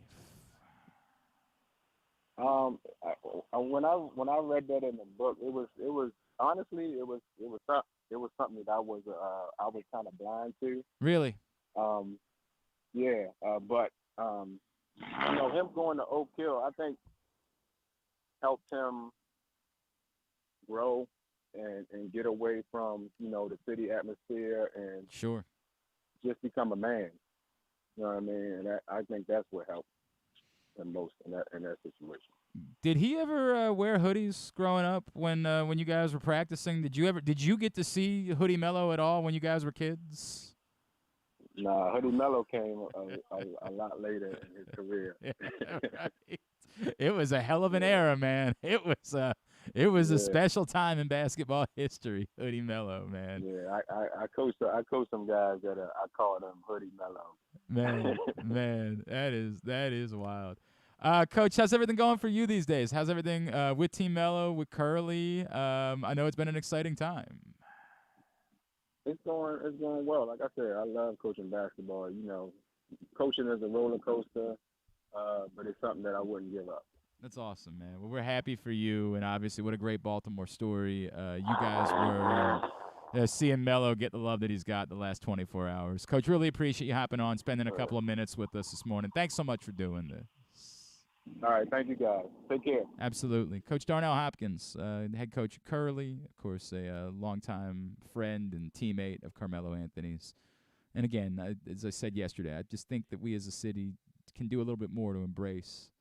And it's been tough, and I understand why it is, because we just haven't, even as a visitor, seen Melo come in and play basketball much over the years. But wanted to do that today, and so appreciate Eric Skeeters and Darnell Hopkins taking the time for us to share some stories with us about the impact of Carmelo Anthony.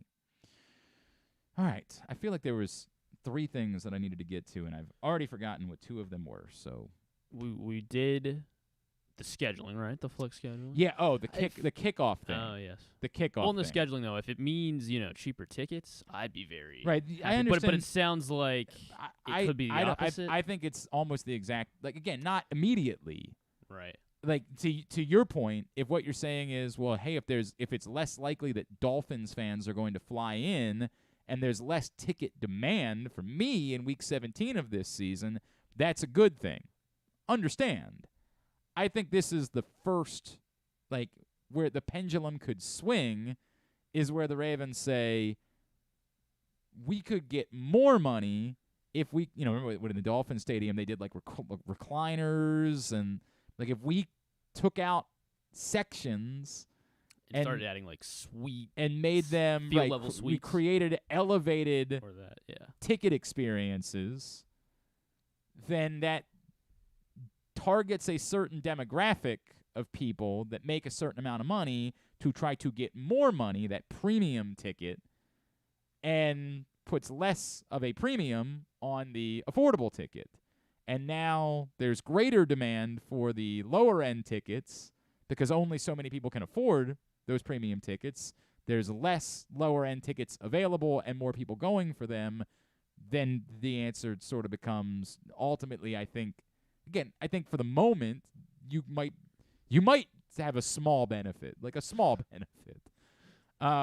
But I think ultimately it's a sign of what's to come. And I think we see that with new venues that open all of the time. Like, we want to prioritize what is the correct amount of high-end people with money to spend that we can target for our event, and also still, like, have a handful of, things available for the great unwashed too.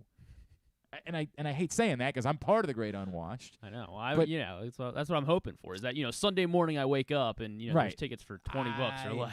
I think it's likely to go the other way. Yeah. I think the greater likelihood is that, again, not immediately, but at some point in the future, because they care less about it, that they would rather have, instead of 80,000 fans at a game, they'd rather have 30,000 really high-end fans at a game. And they are not as concerned about whether or not you or I or, Steve from Perryville or whatever it is.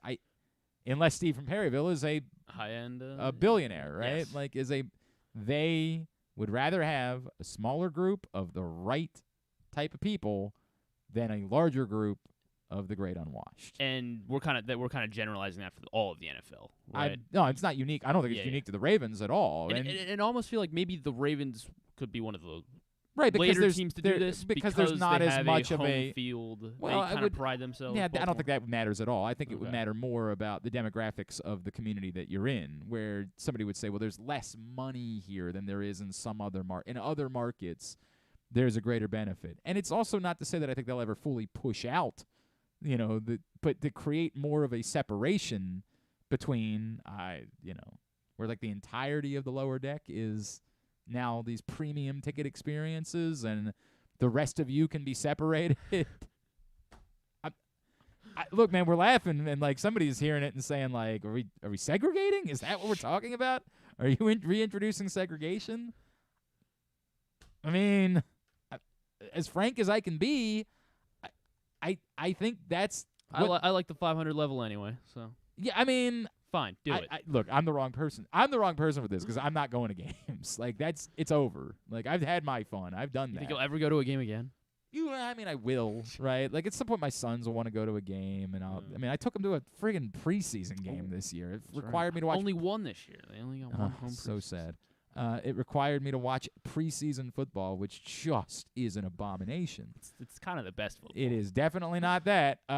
These guys are trying they're playing for their careers. So, yeah, I'll inevitably go, but I'm not going to want to go. Although I say that, like, I remember how excited my dad was to go to games with me when I was a little bit older. So and you'll have this different perspective. I do think that element of it where, like, I personally would not go by myself, but the idea of doing something with the boys, yes, like, I think that would be something that would make me excited in a different way at some point in the future. And it's a little bit different for me. Like, I still like going to baseball games. I really do. I still enjoy going to baseball games. I don't go to as many as I used to, but I still enjoy going to baseball games, in part because I'm more likely to be able to get a row by myself.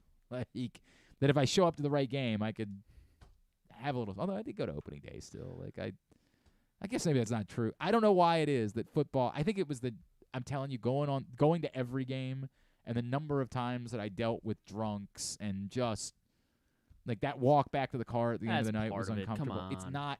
It could be part of it. When I was your age, it was part of it. It was. At a certain age, it no longer was something I was interested in doing. In the same way that I have no interest in being at a bar on a Saturday night. None. Zero. Like, it's just the way that life goes. And Drew Forrester had this conversation with me once upon a time, and I'm having it with you. And when people tune into Griffin Bass Radio in 12 years, you can have it with somebody else. GBR. Yeah, you can have it with my sons, like it's just the way that it goes, man. So I'm the wrong person. But, it doesn't really. I want, to me, at this point, I want the best TV product that I can get because that's what I'm consuming. What I'm consuming is television football. The kickoff thing is weird to me. At some point, it's sort of like, why even bother? Why bother with the charade? And the answer is because they still want the threat of there being a kickoff return for a touchdown, which is a very exciting play. They don't want that gone entirely because they want those highlights. They want it is electric when it happens. But you really are teetering on, you're taking any strategy out of the kick itself. Teams have been experimenting with let's kick short of the end zone and try to go down and play coverage so that, we could pin them back inside the 20, something like that. I'm not worked up about it by any stretch of the imagination because I just don't think the kickoff is that. I prefer the football to the kickoff. So, I'm never going to be mad about the kickoff. And, if they're doing it in the name of, we think it's a dangerous play and teams are constantly trying to come up with more dangerous ways to run coverage, and so we just have to do something with it. I hear you. And I think that'll have to be their only defense, really. I mean, what do you mean? To enforce this. That's new rule. the reason why they're having the conversation. Yeah. And look, every year they're now we can only have a 2-man wedge. Now we can only have the number of times I've had to pretend like I understood what the conversation was about the kickoff wedge over the years because they were changing the rules about it. I'm just going to move past this. So at some point, if they're sort of saying, look, it's just, what are we doing here? Let's try to encourage teams to stop running kicks back. Then the immediate question that follows up is, well, then why bother having the kick? Why are we still fighting to keep something that you clearly don't think is an important part of football? Why not just move on? And a lot of people would say that's probably the next thing that comes from this, is that there just are no kickoffs any longer. And it'll be, it'd be a bummer for the 20. Backlash. Yeah, there would be. It's obviously not great. But then, the extra inning rule in MLB. Right. It's going to be I don't think that getting rid of the kickoffs is going to better the product. That bettered the product, right? I don't think getting rid of kickoffs can better the product. I think the question is ultimately, do we really care? Do we really care if there's not a kickoff anymore? I don't think I do. And it's tough because I've watched Jermaine Lewis and I watched Jacoby Jones, and we've had electrifying returners here in Baltimore. And if you were in, a place that had a Cordero Patterson, a Devin Duvernay. Not him. Devin Hester. Someone like that, you might say, hey, I kind of Ravens had a Devin Hester, Yeah, they had it for about 3 weeks. It wasn't Devin Hester when it got here. It was something else. It was named Devin Hester, but it was oddly not Devin Hester by the time it reached Baltimore. Devin Hester was a good guy. I've had conversations with him. I like him a lot. He was a hell of a player. Arguable Hall of Famer. You might have romantic feelings towards kickoffs, right? We watched in that for Ravens' first Super Bowl, back-to-back kickoff returns for touchdowns. It was an electrifying moment in the Ravens' first Super Bowl run. O.J. Brigant's making the tackle. Right. There are opening kickoff. And there are guys that have had part of it might very well be that NFL teams say we don't want to just have to keep guys around because they're special teamers. We'd rather be able to construct a roster of football players, of guys that will go out and help on offense and defense and not have to give a certain number of our roster spots to special teams players. Again, just because I'm used to it, because I don't have romantic feelings about it, but it's part of what I'm used to. My inclination is to say I'd rather the kickoff continue. But I was also the guy that said I don't really care about the extra point. I got why they tried to make it better in order to make it more interesting, because I was the guy that could absolutely stand up and walk into the kitchen the moment the touchdown was scored, because the extra point was fait accompli. If they get rid of kickoffs, it would be weird. I don't think that in 5 years I'd be sitting here saying, God, football is so much drastically worse.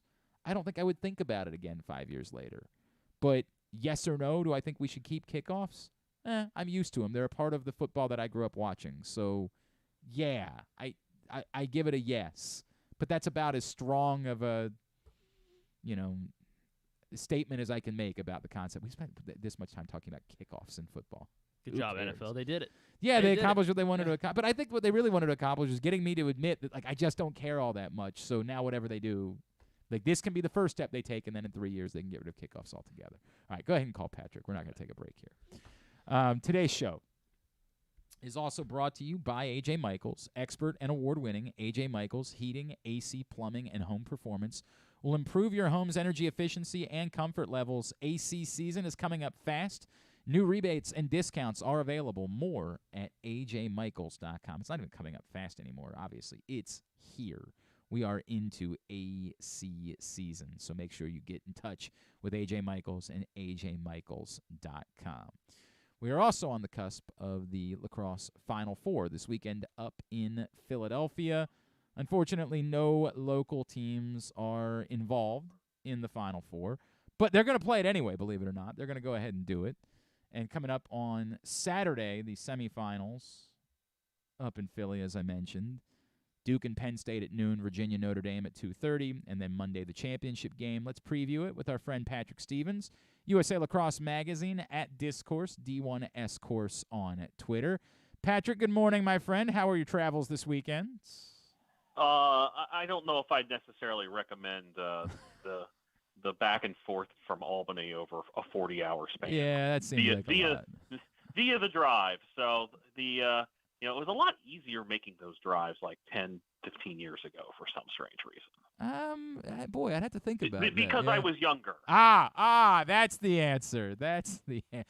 I went to a concert recently, Patrick, and I said, are bands quieter than they used to be? And then I said, no, my hearing's not as good as it once was because I'm 40 now. That's what's happened here. Now I understand. Yeah, the whole driving about 700 miles over a span of 40 hours. Yeah, that's not a lot. As easy as it once was. Yeah, that's a lot, no doubt about it.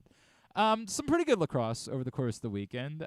Georgetown, Virginia was, for a while quite competitive. Obviously, Penn State Army was very good, literally to the last tenth of a second. It was an excellent game. But ultimately, we largely get what we expected going into the Final Four. Penn State gets to be the fourth team that makes the trip. But we all thought the three ACC teams were the teams to beat, and ultimately they're the teams that are here. I guess the question now is, of these three teams, who's really the team to beat this weekend in Philadelphia? Well, if we assume that those three teams are at a different level than Penn State, and as much respect as I have for what Penn State has done this season, a team that, the last couple of years was not good at all, had a lot of injuries, had been bad on defense, and has turned itself back into not what they were in 2019, but a really rugged team. I mean, them and Army basically were two sides of the same coin playing against each other. Just everybody swarming all over the place. That wasn't the most artistic game, but in terms of pure effort and hustle, it was a really enjoyable game on that front. But if we assume that, then Duke probably has a bit of an advantage because it only has to go through one of those two teams, whereas there's a decent chance that the Virginia-Notre Dame winner is going to have to go through Duke as well on short rest. Sure. We could also, look at the whole rock, paper, scissors that is those three teams, which is that Duke has won something to the tune, and I'm off by a little bit on this, I think, but I think 23 of the last 25 times they've met Virginia, they've won. Virginia has won its last, I think, 6 against Notre Dame, and Notre Dame has beaten Duke 3 times in the last 2 seasons. And so, can Notre Dame get over the hump after suffering its only 2 losses of the season to Virginia? Can Virginia get over whatever mental block it is? And in fairness, the last time they got Duke was in the 2019 semifinals, so they did it when it really, really mattered. Fair. Can Duke knock off a Notre Dame team that's had its number. And so I think, matchups probably matter a little bit here to some extent. The thing I would point out that I think is the big reason why Virginia has had the success it's had against Notre Dame is that it has two huge defensemen in Cole Kastner and Cade Sawstad, 6'6", 6'7", guys that have a little bit more range and just don't give the Kavanaugh brothers as much room to operate. I was at the game in Charlottesville at the end of last month, and neither of those guys had a very comfortable day at all dealing with Kastner and Sawstad. So I think that's kind of where Virginia has a bit of an advantage. But then, you look at what they did against Duke the two times they played, and they got, Duke was able to do a lot of damage at the offensive end. So I don't know if there's a true favorite here. I think Penn State winning would constitute a surprise. I mean, those three teams, those three ACC teams, have lost a combined 2 games all season to people not named Duke, Notre Dame, and Virginia. Duke lost to Jacksonville early in the season. Virginia lost in overtime to Maryland. That's it.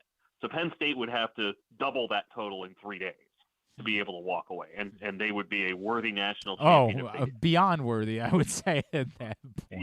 Yeah. That said, I think that would be the most surprising outcome this weekend. The good thing for them, unlike 4 years ago when they were the number 1 seed and everybody's talking about Grant Ament, Mac O'Keefe, and all those guys, they're playing with house money. Right. I mean, that is a season that is already successful. There is nobody at Penn State they'll feel bad if they lose this weekend, but when you look back on it after a little bit of time, you'll go, that was an awesome season. Whereas I think for the other 3 teams, it really is kind of a title or bust type of scenario. The other advantage that would seemingly exist for Duke, and we've talked about it a lot with Maryland over the years, is the advantage of playing in the first semifinal on Saturday, correct? Yeah, that probably will help out a little bit. Yeah. The one thing, the early forecast, I haven't looked at it in the last, 18 hours or so. Maybe I'll bring it up right now. But what I saw last night or yesterday afternoon was that it was going to be like mid-70s and maybe a little bit of rain on Saturday. So it says mostly sunny with a high of 75. So we're not talking about truly brutal weather.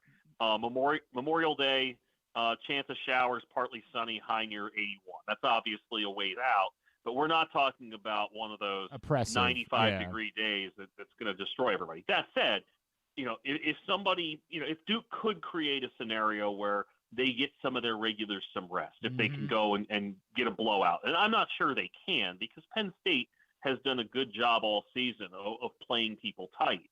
But if they can, that's no doubt going to be an advantage. And the extra couple hours of rest and the ability to scout in real time and know what you're going to deal with, that's going to help too. I guess 2 things as this, I guess, is our penultimate conversation with Patrick Stevens for the college sports year here on GCR.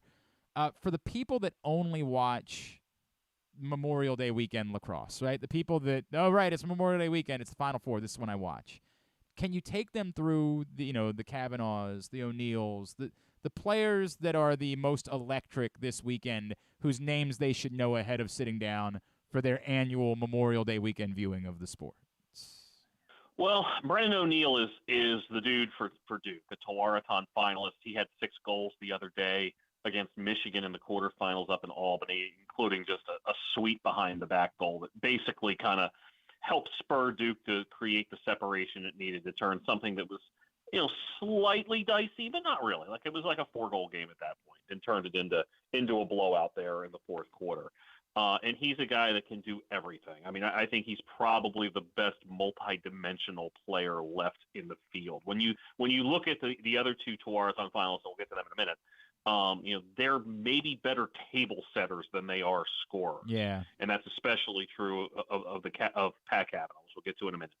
Another name to look for Duke on the defensive end, Kenny Brower, a guy that's come a long way over the course of his career. He's certainly a highly touted player coming out of high school, but has really kind of settled in with their team defensive concepts here. That's the name to watch at that end of the field. For Notre Dame, Pat Kavanaugh and his brother Chris, 2 guys from a Long Island Kavanaugh family with a long history at Notre Dame.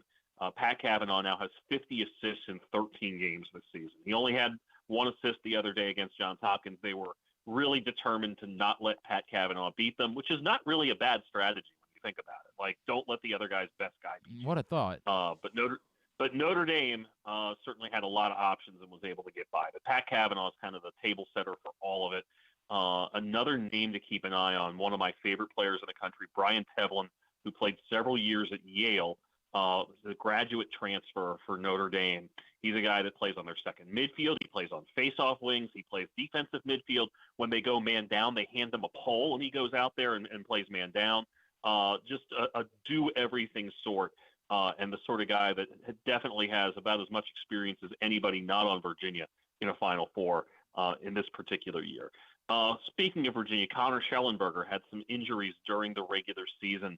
Wasn't really sharp in the middle of the year, missed a game against North Carolina. But since he's gotten fully healthy over the last 4 or 5 weeks, he has been electric. Had 2 goals and 4 assists against Richmond in the first round, had 6 and 4 to tie a Virginia record for most points and most goals in an NCAA tournament game. And so good Schellenberger is capable of being both a distributor and a goal scorer. And when that happens, it creates a lot of headaches for people, especially when you look and you see Peyton Cormier and Xander Dixon as really lethal options that have deposited. Both, I think, are at 50 goals plus. Dixon definitely is, because he set a school record for goals in a season. And then you look at kind of all the midfielders that they've got with the Vermont transfer, McCondy and all that. It's a lot to work with there. And then on the defensive end for Virginia, I would say look out for both of those guys I mentioned earlier, Cade Sostad and Cole Kastner. Right.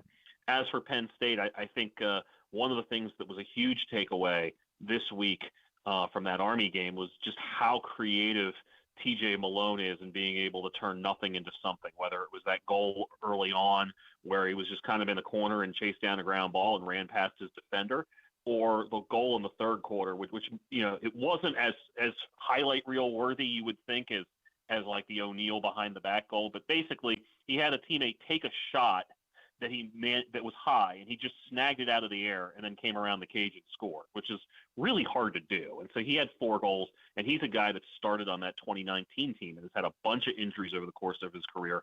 You know, they don't exactly have like a bunch of superstars, but he would be, I think, the first among equals for that team.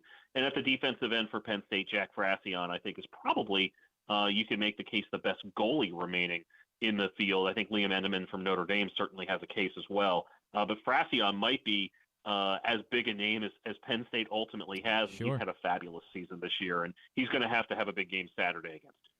And then we should put the final touches, obviously, on Johns Hopkins. Not surprising at all, and you know, we're pretty competitive for a little while there against Notre Dame. Do we just, is this season enough for us to say, you know, Hopkins is officially back, they are on the right trajectory, there's every reason to believe that moving forward they can get right back in the mix to make runs to the Final Four and compete for championships, or do they still kind of have to prove that before we simply accept it?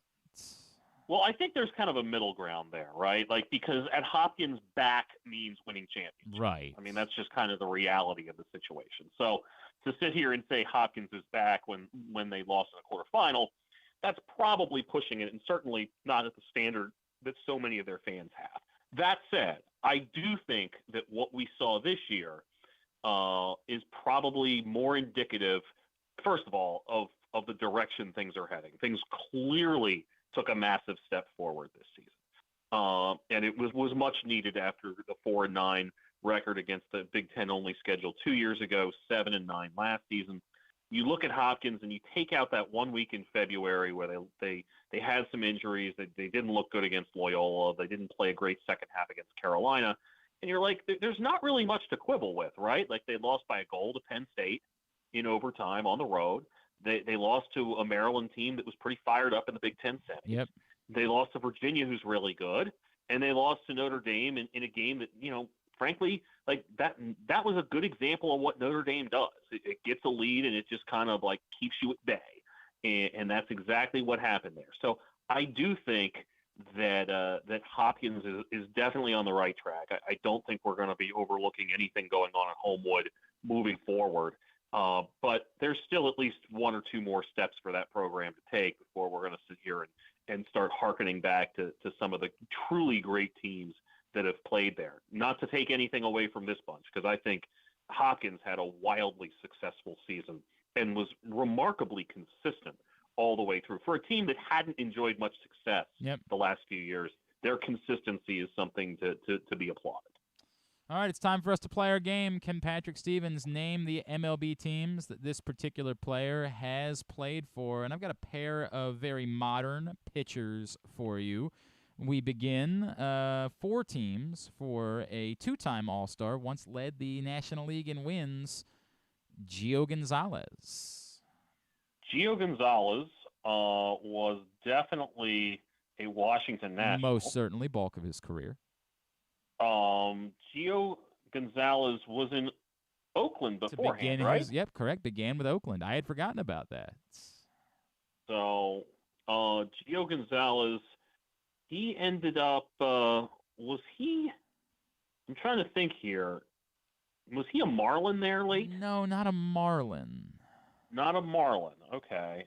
I was trying to remember exactly where his late career. I'll give you. Here's what I'll give you. He was traded somewhere at the second deadline in 2018. Then what I'll tell you is he actually signed after the 2018 season with the Yankees, but never pitched for them, and ended up back with the team that had traded for him in 2018. So he ended up spending 2 seasons with that team. There was just this small break in between there where he was flirting with another team and then spent the pandemic season somewhere else.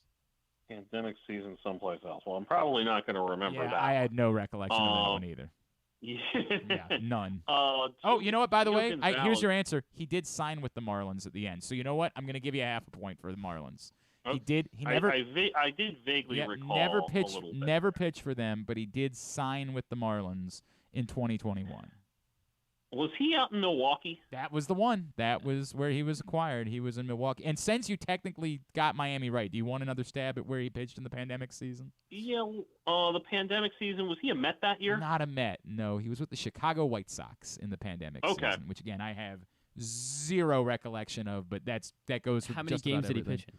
I don't have it. I just moved off that page. You can look it up. The other one that I have, active player, 5 teams. Surprised there's only once an All-Star. Signed a big contract in the offseason. Kevin Gausman is the other name. Kevin Gausman, Baltimore. Yep. Atlanta. Yep.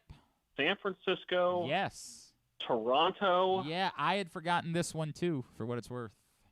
This is okay. So between Atlanta and San Francisco, he was in 2019 acquired off of waivers. And spent the last 2 months with this team after the Braves had given up on him and before he experienced reclamation in San Francisco.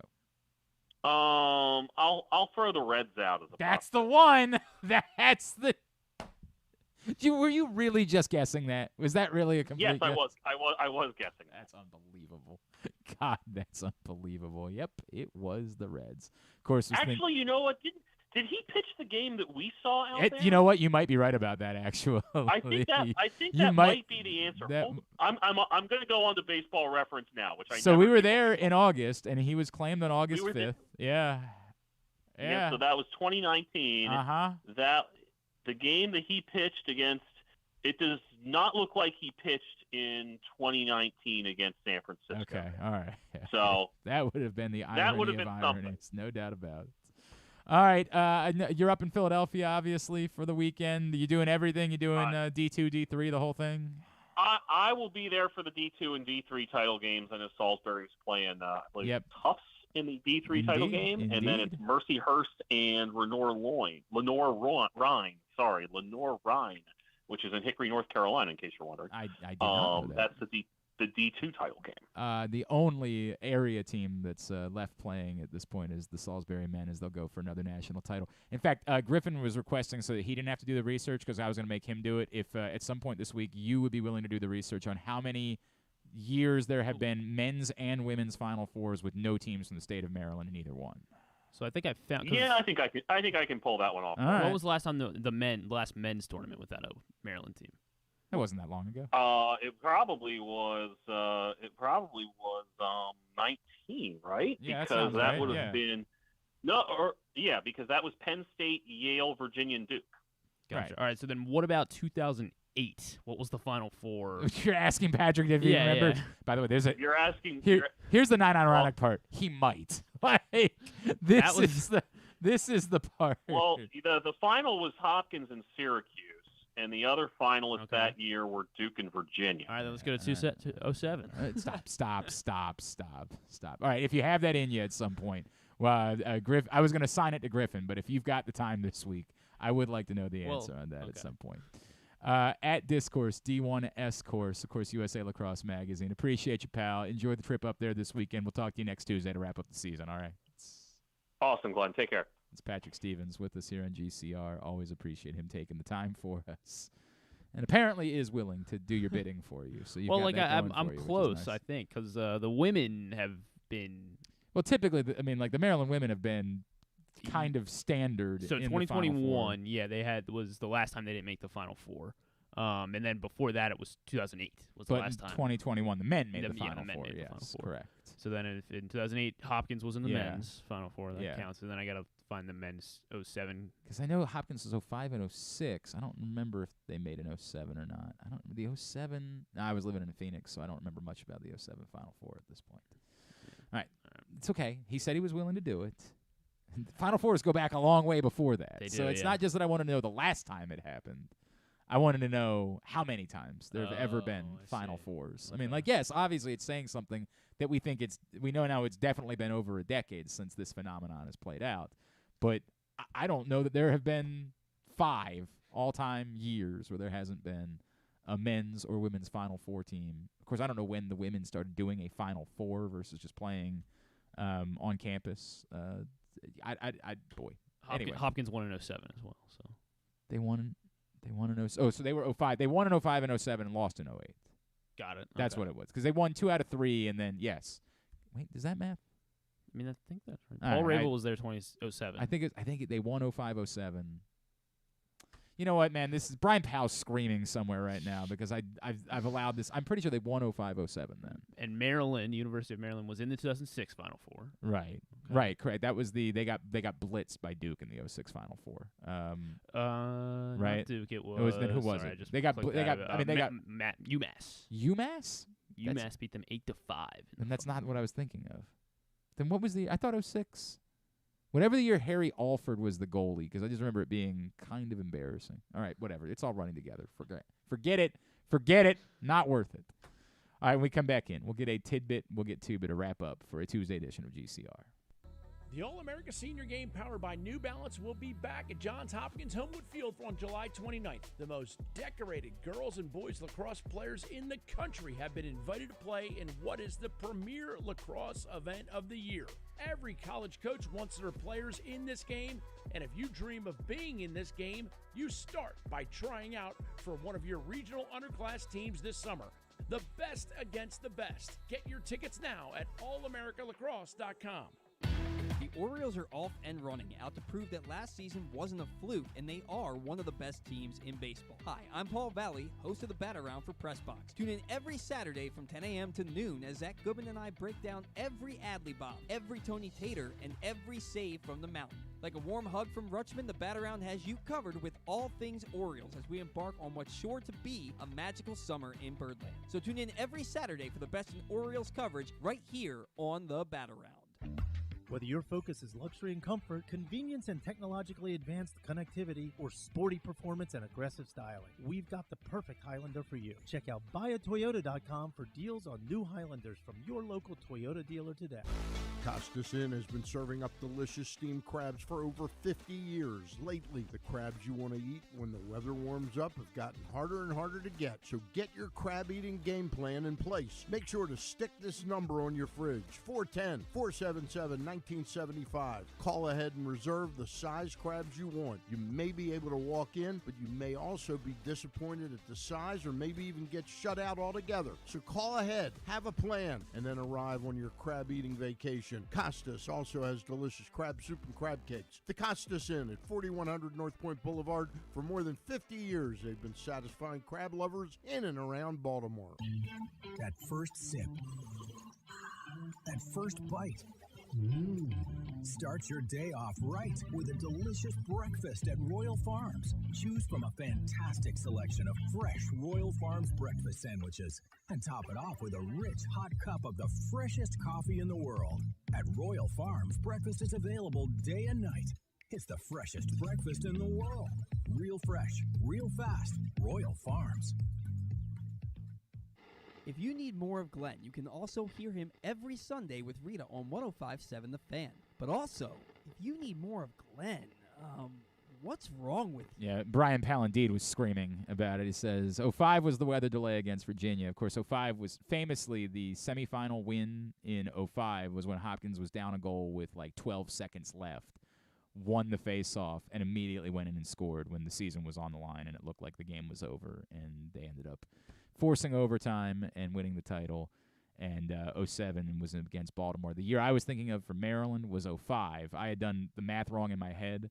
So I try to remember, like, what are there things that I remember in my life? I remember being there to see Maryland get pummeled by Duke in Philadelphia in a Final Four because I was working. I was writing at that time in my career. I couldn't even tell you who I was writing for at that point, a local paper. The Philadelphia Inquirer? No, not a local Philadelphia. I mean, it was like a small, like this was back when like every small town paper had to do their own coverage of everything. Carroll County Times? It was smaller than the Carroll County Times, Really? and I don't remember what it was that I was doing it for, but I got like $50 to go up to Philadelphia because I was still in college at the time. Like, go up to Philadelphia because they had like the Lock Ravens, like something like that had a player that was on Maryland's roster that they were like, you're there to write about them. And I was like, cool, like happy to do it. I was so excited about it. Like, you're young, you'll take any gig like that. You know a thing or two about that right now. And so I was definitely there in 05, and I got to see that crazy thing with Hopkins at the end of the game. But before that, it was 05 where Maryland just got blitzed, got annihilated by Duke. You pulled it up, whatever the score was. So I had flip-flopped 05 and 06. 06, I was not able to go to the Final Four because I had to work the HF Festival. It was the same weekend when I was working for HFS. So that's why I flip-flopped those two in my mind. But what you've determined so far, yes, I'm on 2001. It's at least two decades since the last time there was a year. Towson kept the streak going. They were the only Maryland represent. Yeah, in the Final Four. And I'm telling you, there was a UMBC Final Four in there somewhere too. Unless it was like even more recent. Already passed it. We'll see. I don't know. 2000. I don't know. Hang on a second. Hopkins was there in 2000. All right, we don't have to keep doing it this way. This isn't gonna get us. Oh God, was it really not? It was since 1980. Jesus, why did I think that UMBC had maybe they had a quarterfinal run in there? Maybe that's what I'm confusing it with. Whatever. Not worth it. Spending way too much time on this topic. 99. Way too much time. 99 had Georgetown and Hopkins in 1999. Georgetown and Hopkins? Yes. In 99? Yes. Okay. All right. Well, so it is. Keep going. Keep it going. Keep going. Maryland was the runner-up in 98. All right, we don't have to keep you're doing too much. You're doing too much here.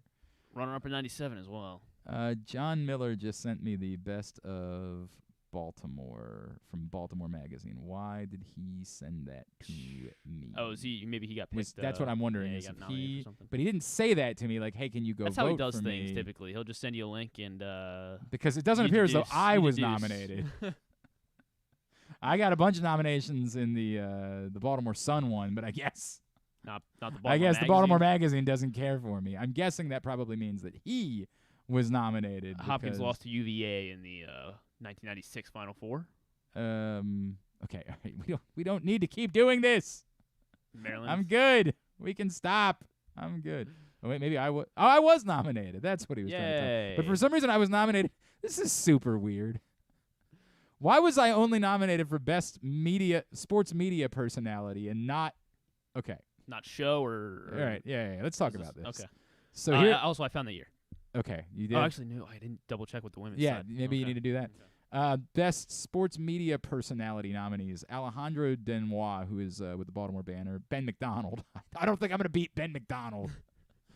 Bobby Trossett, We Dave. can try. We can try. Boy, right? this is just everybody. Is what I'm realizing. Like they didn't slim the this list is media down. personality. Yeah, but sports media personality: Okay. Alejandro Denois, Ben McDonald, Bobby Trossett, Dave Johnson, Ed Norris, Jerry Sandusky, me, Jeremy Kahn, Jim Palmer. I'm sure I'm going to beat Jim Palmer. This is a good list. I'm to be, sure I'm going to have a chance against Jim Palmer. I'll go make a Remember, plaque. we lost best show to a show that doesn't exist in the Baltimore Sun department. Kevin Brown, he's very good. Kyle Goon, who's the new columnist at the Baltimore Banner. Lisa Salters?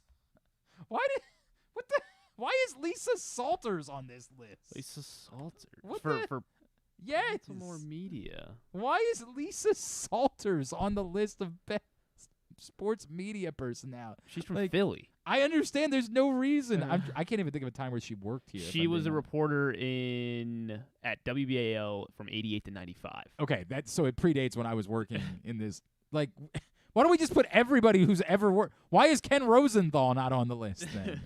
Lisa Salters, Mark Viviano, Melanie Newman, Mike Preston, Rob Long, Ryan Ripken. Who is Salvage Arch? Who is that? How many people are on this list? I'm getting near the end of it. Salvage Arch. Might be the nicest person that's ever lived, but Salvage Arch. It's like a website, I believe. But why is it Evan Woodard? Evan Woodard. What is it? What does it do? Evan Woodard? What does Salvage Arch do? And why would it be listed as sports media personality? Checking out the Instagram. He is an explorer, historian, urban excavationist. How does that have to do with best sports media personality? Because he's got a big Instagram, it looks like. He's got 45,000 followers on Instagram. Steve Molesky, who is Tavifa, Tavifa, Gascon, Gascon? Spell it again. Tavifa, Gascon, Tavifa Gascon, is a violinist and photographer. I'm not really sure why.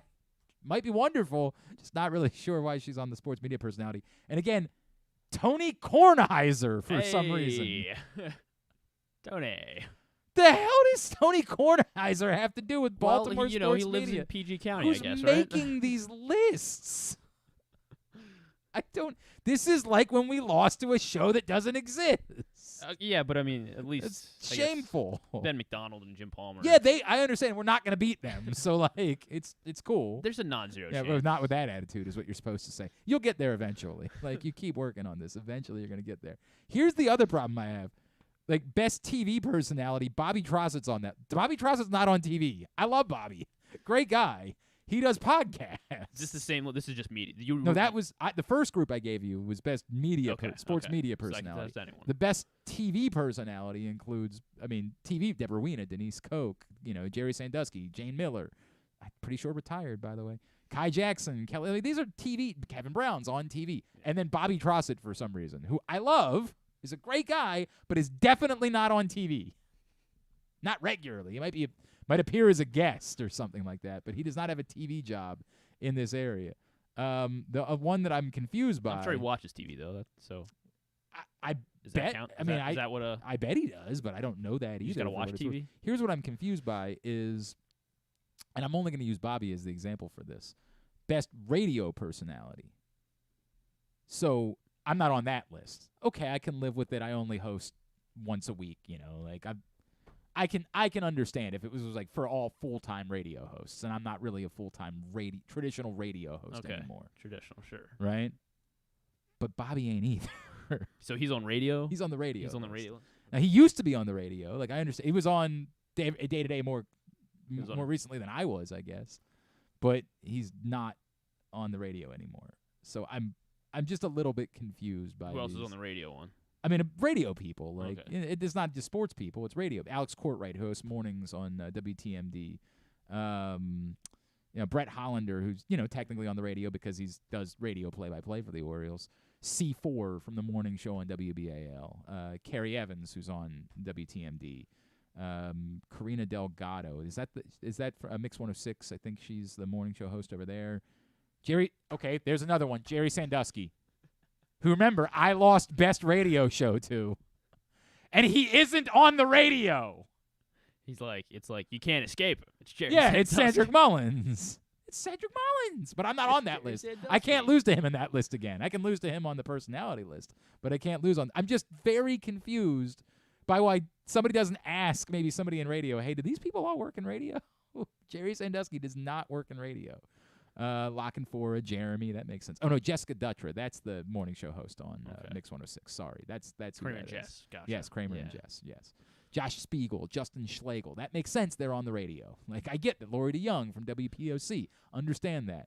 Does Matt Davis still do radio in the Bay? I don't know if he still does radio or not. Oh yeah, I think he does. Priestley still on afternoons on Mix 106. That's a good one. Rob Long is very much on the radio. There are good choices that are Steve Huber's mornings on the Bay. Like these are actual radio hosts, and then a few that definitely are not radio hosts. But I don't think we made the podcast list. Oh. I think people struggle with what we are. I think that might have something to do with it. Is that people struggle with who they're scared. Right. Like they don't want to label us. I think that's what it is. But they're the not label really Jerry Sandusky. That's why they'll make that up, and I only got to be. They know me. Like it's not like they just have never. We have such a small audience that we're irrelevant because I got on the sports media personality list, but I didn't. You know who I'm offended for is Rita, who's definitely got a far bigger following than I do. Yeah. Like I am definitely second fiddle. Maybe it's time for her to cut ties with you and on that shit. Well, she didn't make the list. Yeah. Well, that's embarrassing for them that they put me on the dumb list. I am nowhere near the personality that she is. Yes, John wanted me to vote for AC Sports Report as best local podcasts. Oh, I'm sorry, John. If I've got to give them my information, I'm out. I love you. I hope you win. It's his podcast, Adam Jones. I got bad news, bud. I don't think you're going to beat Adam Jones' podcast. You never know. Never know. He doesn't want to finish last. But again, this is frustrating. Bobby Crossett is just on every list. Love Bobby. Love him. That's fine. He does a podcast with Sarah Ellison. Yes. They do a podcast together. But that's not what's listed. It's just Bobby Crossett. His name is what's listed as a podcast. We're just making it up as we go along. Our friends Exit 52 are on there. I love Exit 52. I'm totally fine with that one. But, no Glenn Clark Radio on that. Maybe it's you. Maybe it is. It's me. Maybe that's the problem. I'm the issue. Is that they like me, but they don't like me with you, and that's why the show didn't make the list, and yet I was nominated. Because the show did make it last year? The show made the Baltimore Sun list. Oh, okay. I've never – this is the problem. Maybe it's made it every year. I don't look. I only know this. Thank you, John. Because John Miller sent it to me, and I was like, why is he sending me this? And again, he was not concerned about me. He was concerned about himself. Don't blame him, and I would vote for him. Bobby made it twice. Just his name made the podcast list, and his podcast with Sarah Ellison made the list. I don't understand anything. Go vote for Jeremy is what I would tell you. Okay. Go vote for Jeremy. Good news. I found the year. Did you? 1988. The last time there's been a Final Four with no men's or women's team. Maryland team. All right, very good. Let's get a tidbit. I just spent 10 minutes whining about this thing that I genuinely, and I'm not even going to vote. I won't even vote for myself. I don't care. Sorry. Clearly, they don't care either because they don't know who's on TV and who's on the radio. Today's show brought to you by your local Toyota dealer, buyatoyota.com. The Toyota Tacoma comes in a range of models and trim lines, so you can choose the perfect Tacoma to reflect your unique personality and driving habits. Check out buyatoyota.com for deals on new Tacomas from your local Toyota dealer today. Tidbit. All right, so the Denver Nuggets did, in fact, sweep the LA Lakers last night. It is the first time that the Nuggets have reached the NBA Finals. By the way, Patrick confirms the only years, not just that it's the last one, confirms the only 2 years there have ever been men's and women's Final Fours without a Maryland team. 1988 and this year. Wow. How about that? That's crazy. How about that? Now, what he does point out is that it only dates to 1983 because that's the first year they had a full women's tournament. Gotcha. 83. When did the men's tournament start? That was still like kind of If it was the 80s when UMBC went on their run, or yeah, they went. So it started well, we know before that. Maryland won the 2 titles in the 70s. I don't know what year was the first men's tournament. That's a good question. Because also, I don't think the NCAA governed men's lacrosse for a few years. I think like there was another governing body.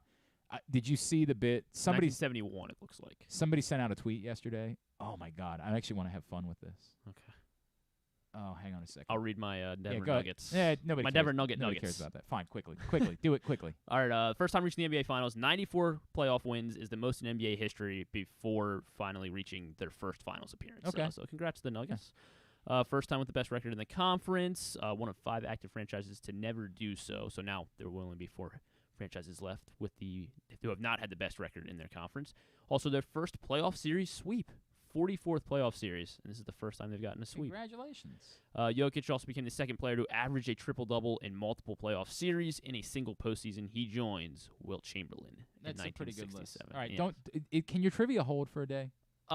It was actually lacrosse themed, but we can hold it. Can we hold it? Yeah. Because this is going to be a fun exercise. Okay. The Sickos Committee. Okay, I do know this account. Put out a list of the non-NCAA national championship winners from the past year. All right? So, like, when I say that somebody else governed lacrosse. Okay, so like the dodgeball. Yes, like dodgeball. So Michigan State's on this list. Yes, indeed. Michigan State. You would have gotten that one for sure. They put out a list of all.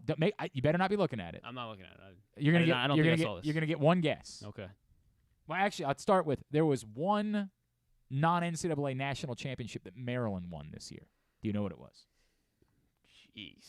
Let's go with, like, let's throw out some random sports here. I'm not going to say I would go as far as to say polo. they've created a dynasty. Maryland has. Yes. For 4 of the last 9 titles. Wow. Yeah. Good. Well done. Mm-hmm. For Maryland. I definitely wasn't dodgeball. Mm-hmm. Dawson's better than Maryland at dodgeball. Let's see. What? You already said dodgeball was Michigan State, so you're just trying to yeah. get a dig in now, and that's just silly. Quickly. Not really. You got to guess something. I'm not going to say water That's the polo. point of it. Just guess something. Let's go with. I'm pretty sure water polo is an NCAA sport. Oh, really? Yeah. Okay, well, but they have probably. Just guess something. Let's go with cornhole. Maryland, national champions in 4 of the last 9 years in soil judging. Hell yeah! Soil yes! Soil judging? Soil judging. What are the rules? Soil of this? judging national championship. Navy won a non-NCAA national championship this year in. It's actually not that surprising if you know. Like this is. I was gonna say crew is NCAA sanctioned, right? I believe it is. Okay. Sailing. No, it's sprint football. There's not a lot of sprint football schools, so it's not hard to win that national championship. All right, who won the national championship? In order for this to work, you just have to quickly guess something. Okay. All right, in acapella. Let's go with Quickly. Lafayette. No, Nashville makes sense. Belmont. It makes sense, right? Like singers would be in that area. That makes sense. Yeah. In Bollywood fusion dance. Bollywood? Yes. Okay, so another Nashville school, maybe. Let's go. Why would you think that Nashville had anything to do with Bollywood? Come on, but you got to guess something quicker. Just guess anything. Anything. Lenore Ryan. Ohio State. In men's boxing. Men's boxing. Oh, that's got to be. Let's go. Ohio State. Air Force. Women's boxing. Also Air Force. Army. Oh. So close. So close. I have no idea what this school is because I don't recognize the logo. It's chess was won by a non-D1 school. Westchester. It's WU, so maybe it could be Westchester. I'm not sure. I really don't know who it is. It's Webster University. That's who it is. Climbing. Mountain school. So let's go Colorado Mesa State. Colorado Mesa State. It's Utah. So you were my on there. cousin went there. You had the right idea. Cricket. Hawaii. It would be Pitt. I don't recognize. Pitt won cricket? I don't know, man. Curling. Boston. Penn won the curling national championship. I would have thought Minnesota, somewhere down there. I would have gone Minnesota, Duluth. Dairy cattle judging. McDaniel College. Did not win the dairy. Virginia Tech got that one. Now, but this is very different. Dairy tasting. Yeah, you got to think about that. Frederick Community. Frederick Community. That was won by Clemson, actually. Men's disc golf. Men's disc golf. How about Come on, quickly. Let's go with. Does Williamsport have a school? Williamsport Why University. Williamsport? I don't know. I was thinking something. Cincinnati Central won that one. Pennsylvania. Women's disc golf. Akron. That was Missouri. Flying. Flying. I don't know. Like flying a. I couldn't tell you Like what Wil- they're flying. Flying. The Wilbur and flying Orville? national championship. Let's go with Kansas. Emory-Riddle. Emory-Riddle. Forensics national championship went to. NYU. It went to Nebraska. Yeah, that's I who was it way went off on to. that You're one. really surprised you didn't know that. Yeah. Gaelic football. Gaelic football. Let's go New Hampshire. That went to Notre Dame. Probably should have figured that one out, actually. Handball. Handball. Maryland. Army. Don't know who won. I already told you Maryland only won soil they only judging. won one thing. We do one.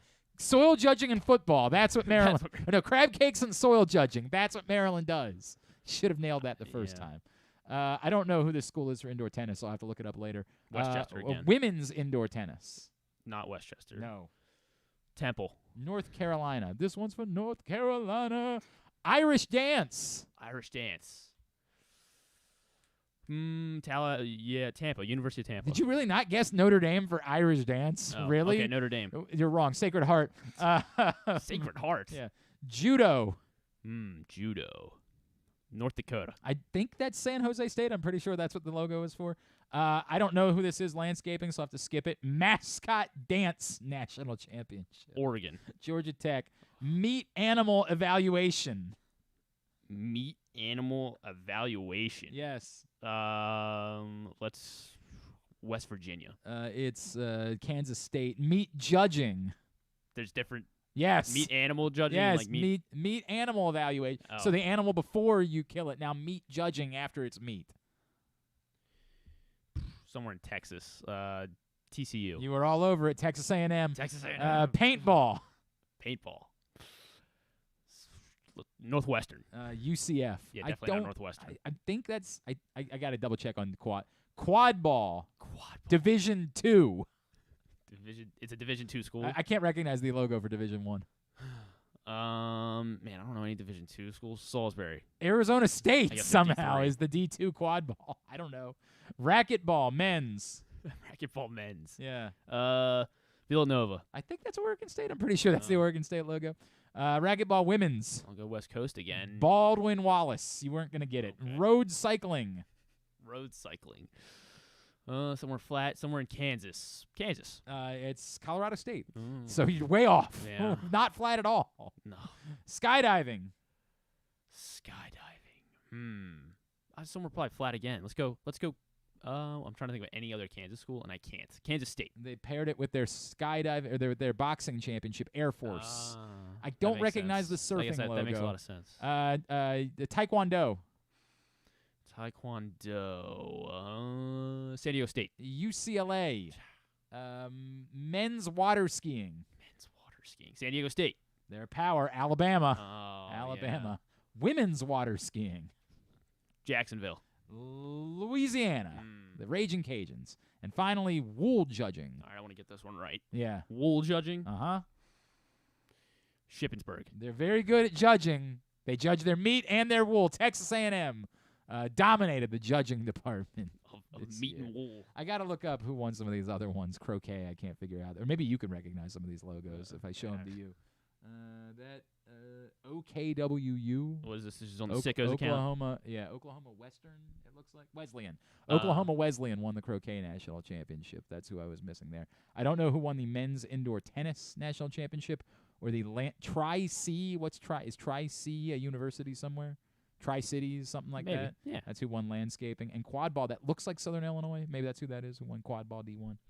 And surfing, I don't recognize either. So you got to figure that out. All right, I'm glad we did that exercise. All right, It was very that was silly. good. That was very good. silly. Tubular is brought to you today by PressBoxOnline.com/offers is who brings us Tubular today. PressBox is offering new sports bettors the best sign-up bonuses and promos from 7 legal online sportsbooks. Go to PressBoxOnline.com/offers now and get offers like $150 in bonus bets from DraftKings after placing your first $50 bet, or up to $1,250 in bonus bets from Caesars. Time is limited. To get the best offers from all of the sportsbooks, go to PressBoxOnline.com/offers and sign up today. Orioles back in action, and they're taking on the Yankees. The Yankees, by the way, are what, like 11-4 in their last 15 games, something like that? Find out. They are suddenly red hot. Hopefully that ends today. Let's root for that. Orioles-Yankees game 1. Orioles also red hot, so. That's a great point, right? Like, there is screw the Yankees. Stecca said something to me this week about when I made a Lakers joke on Twitter.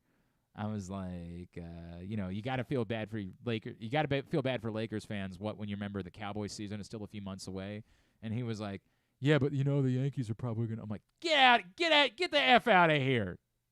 Screw you. We don't say nice things about the Yankees in this house. Game 1, 7:00 tonight on Mass and Kyle Bradish and Garrett Cole. Big Ten baseball tournament gets underway on Big Ten Network. Maryland, regular season champs. They don't host. They take on Michigan State at 6:00.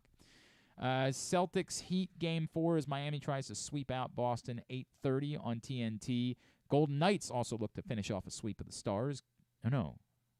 Is that Game 3 or Game 4 tonight? I don't think they're it's up Game 2. They're 4. up 2-0, right? Yeah, That's yeah. it. Florida's up 3-0, right? Yes. In the Eastern Conference, they're up. There's another. When was the last time there was a year where there were sweeps in all four conference finals? Yeah. Well, the NBA, I don't think it's ever happened. Right. That's what we found out yesterday, right? Yes. So then yeah, it's 2015 was the last time both teams were up 3-0. I Or that was the only time assume it won't happen. both sides were 3-0. I assume that somebody's going to win a Somebody game gets a between win. now and then, but yeah, Golden Knights looks like a 3-0 series lead as the series shifts to Dallas. Game 3 tonight at 8:00. The baseball, find it at GlennClarkRadio.com. The Mystics host the Sun tonight at 7:00 on NBC Sports Washington. USA for WWE NXT tonight at 8. Anything non-sports-wise? Yankees have won 11-14. 11-14, wow.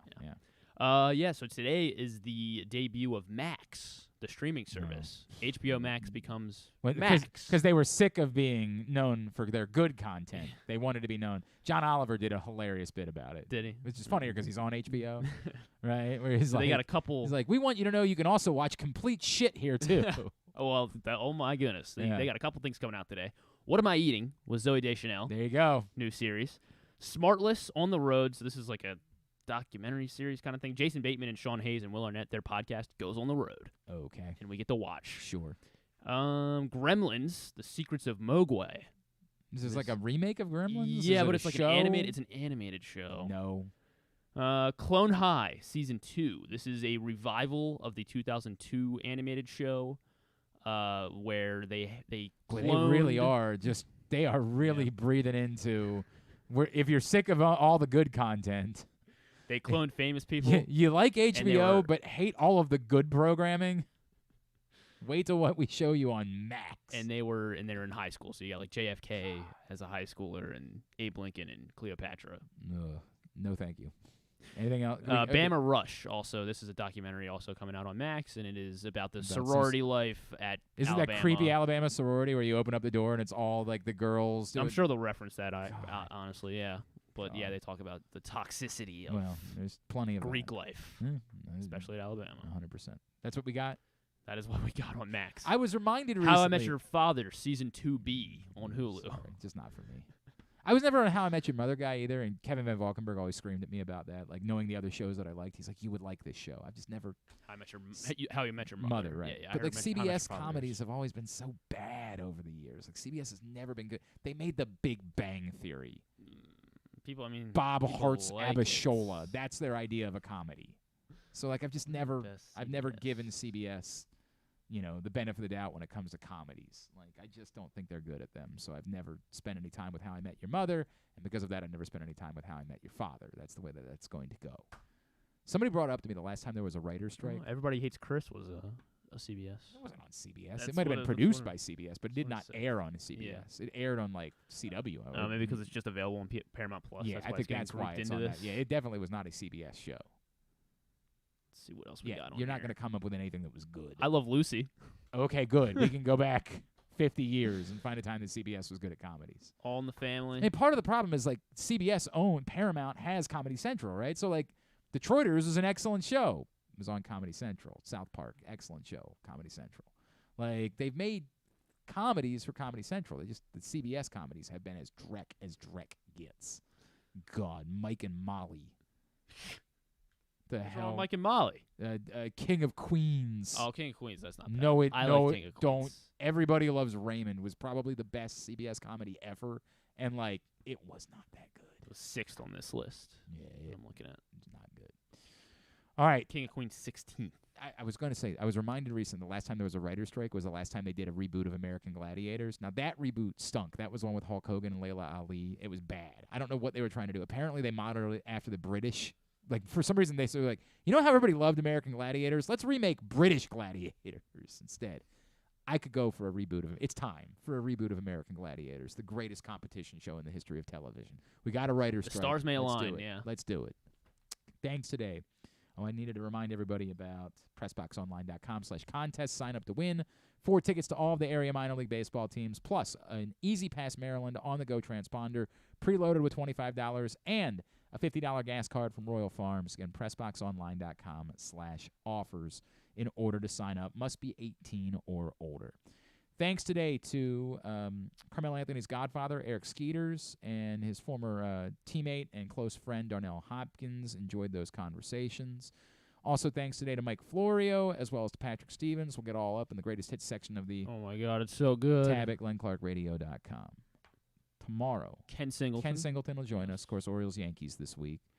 Tavares Hardy, basketball coach at Loyola, as I mentioned, has developed a very close friendship with Michael Malone, who played at Loyola. So we'll talk to him about the Nuggets head coach, which is a unique local story because he is a former Loyola basketball player that's going to be coaching in the NBA Finals. Anything else? Stuff and things. Oh, do we think that other thing might happen? I think it will, but not ready to say it. Yeah. All right, fair enough. There is something that we've been working on that would be significant Yes. that we might end up doing tomorrow. We will see. I'm skeptical based as on am I. But then why did you say you think it will? Because I do. I mean, all right. But I guess I wouldn't be surprised. Also, you scheduled a Zoom meeting to be 1 minute long. Does it like abruptly end? I don't know. I thought it was kind of like the way when we like I don't know when I just like add stuff to our calendar. Just I don't know. I will change it. I will edit it to make it 40 minutes long instead of 1 minute long, which is what you scheduled it for. All right. Thanks to everybody at PressBox, all of our great sponsors and partners. If anyone can make a 1 minute meeting be really right. good, I'm going to get the most out of 1 minute. Yeah. They do call me the 1 minute man. We used to do that with Paul. That was a great bit. I missed that bit. Then the Orioles got good, and we were like, well, we're going to talk about the Orioles for way minutes. more than 1 minute, no doubt. Good for your wife. Thanks to everybody at AJ Michaels, Glory Days Grill, Royal Farms, Costas Inn, All-American Lacrosse, Birdland Sports, your local Toyota dealer, buyatoyota.com. Thanks to Griffin at Griffin_Bass. Follow us Twitter, Instagram, and TikTok at Glenn Clark Radio. Have a great Tuesday evening. Go Birds. Duke sucks. Go Maryland baseball, too. Duke sucks.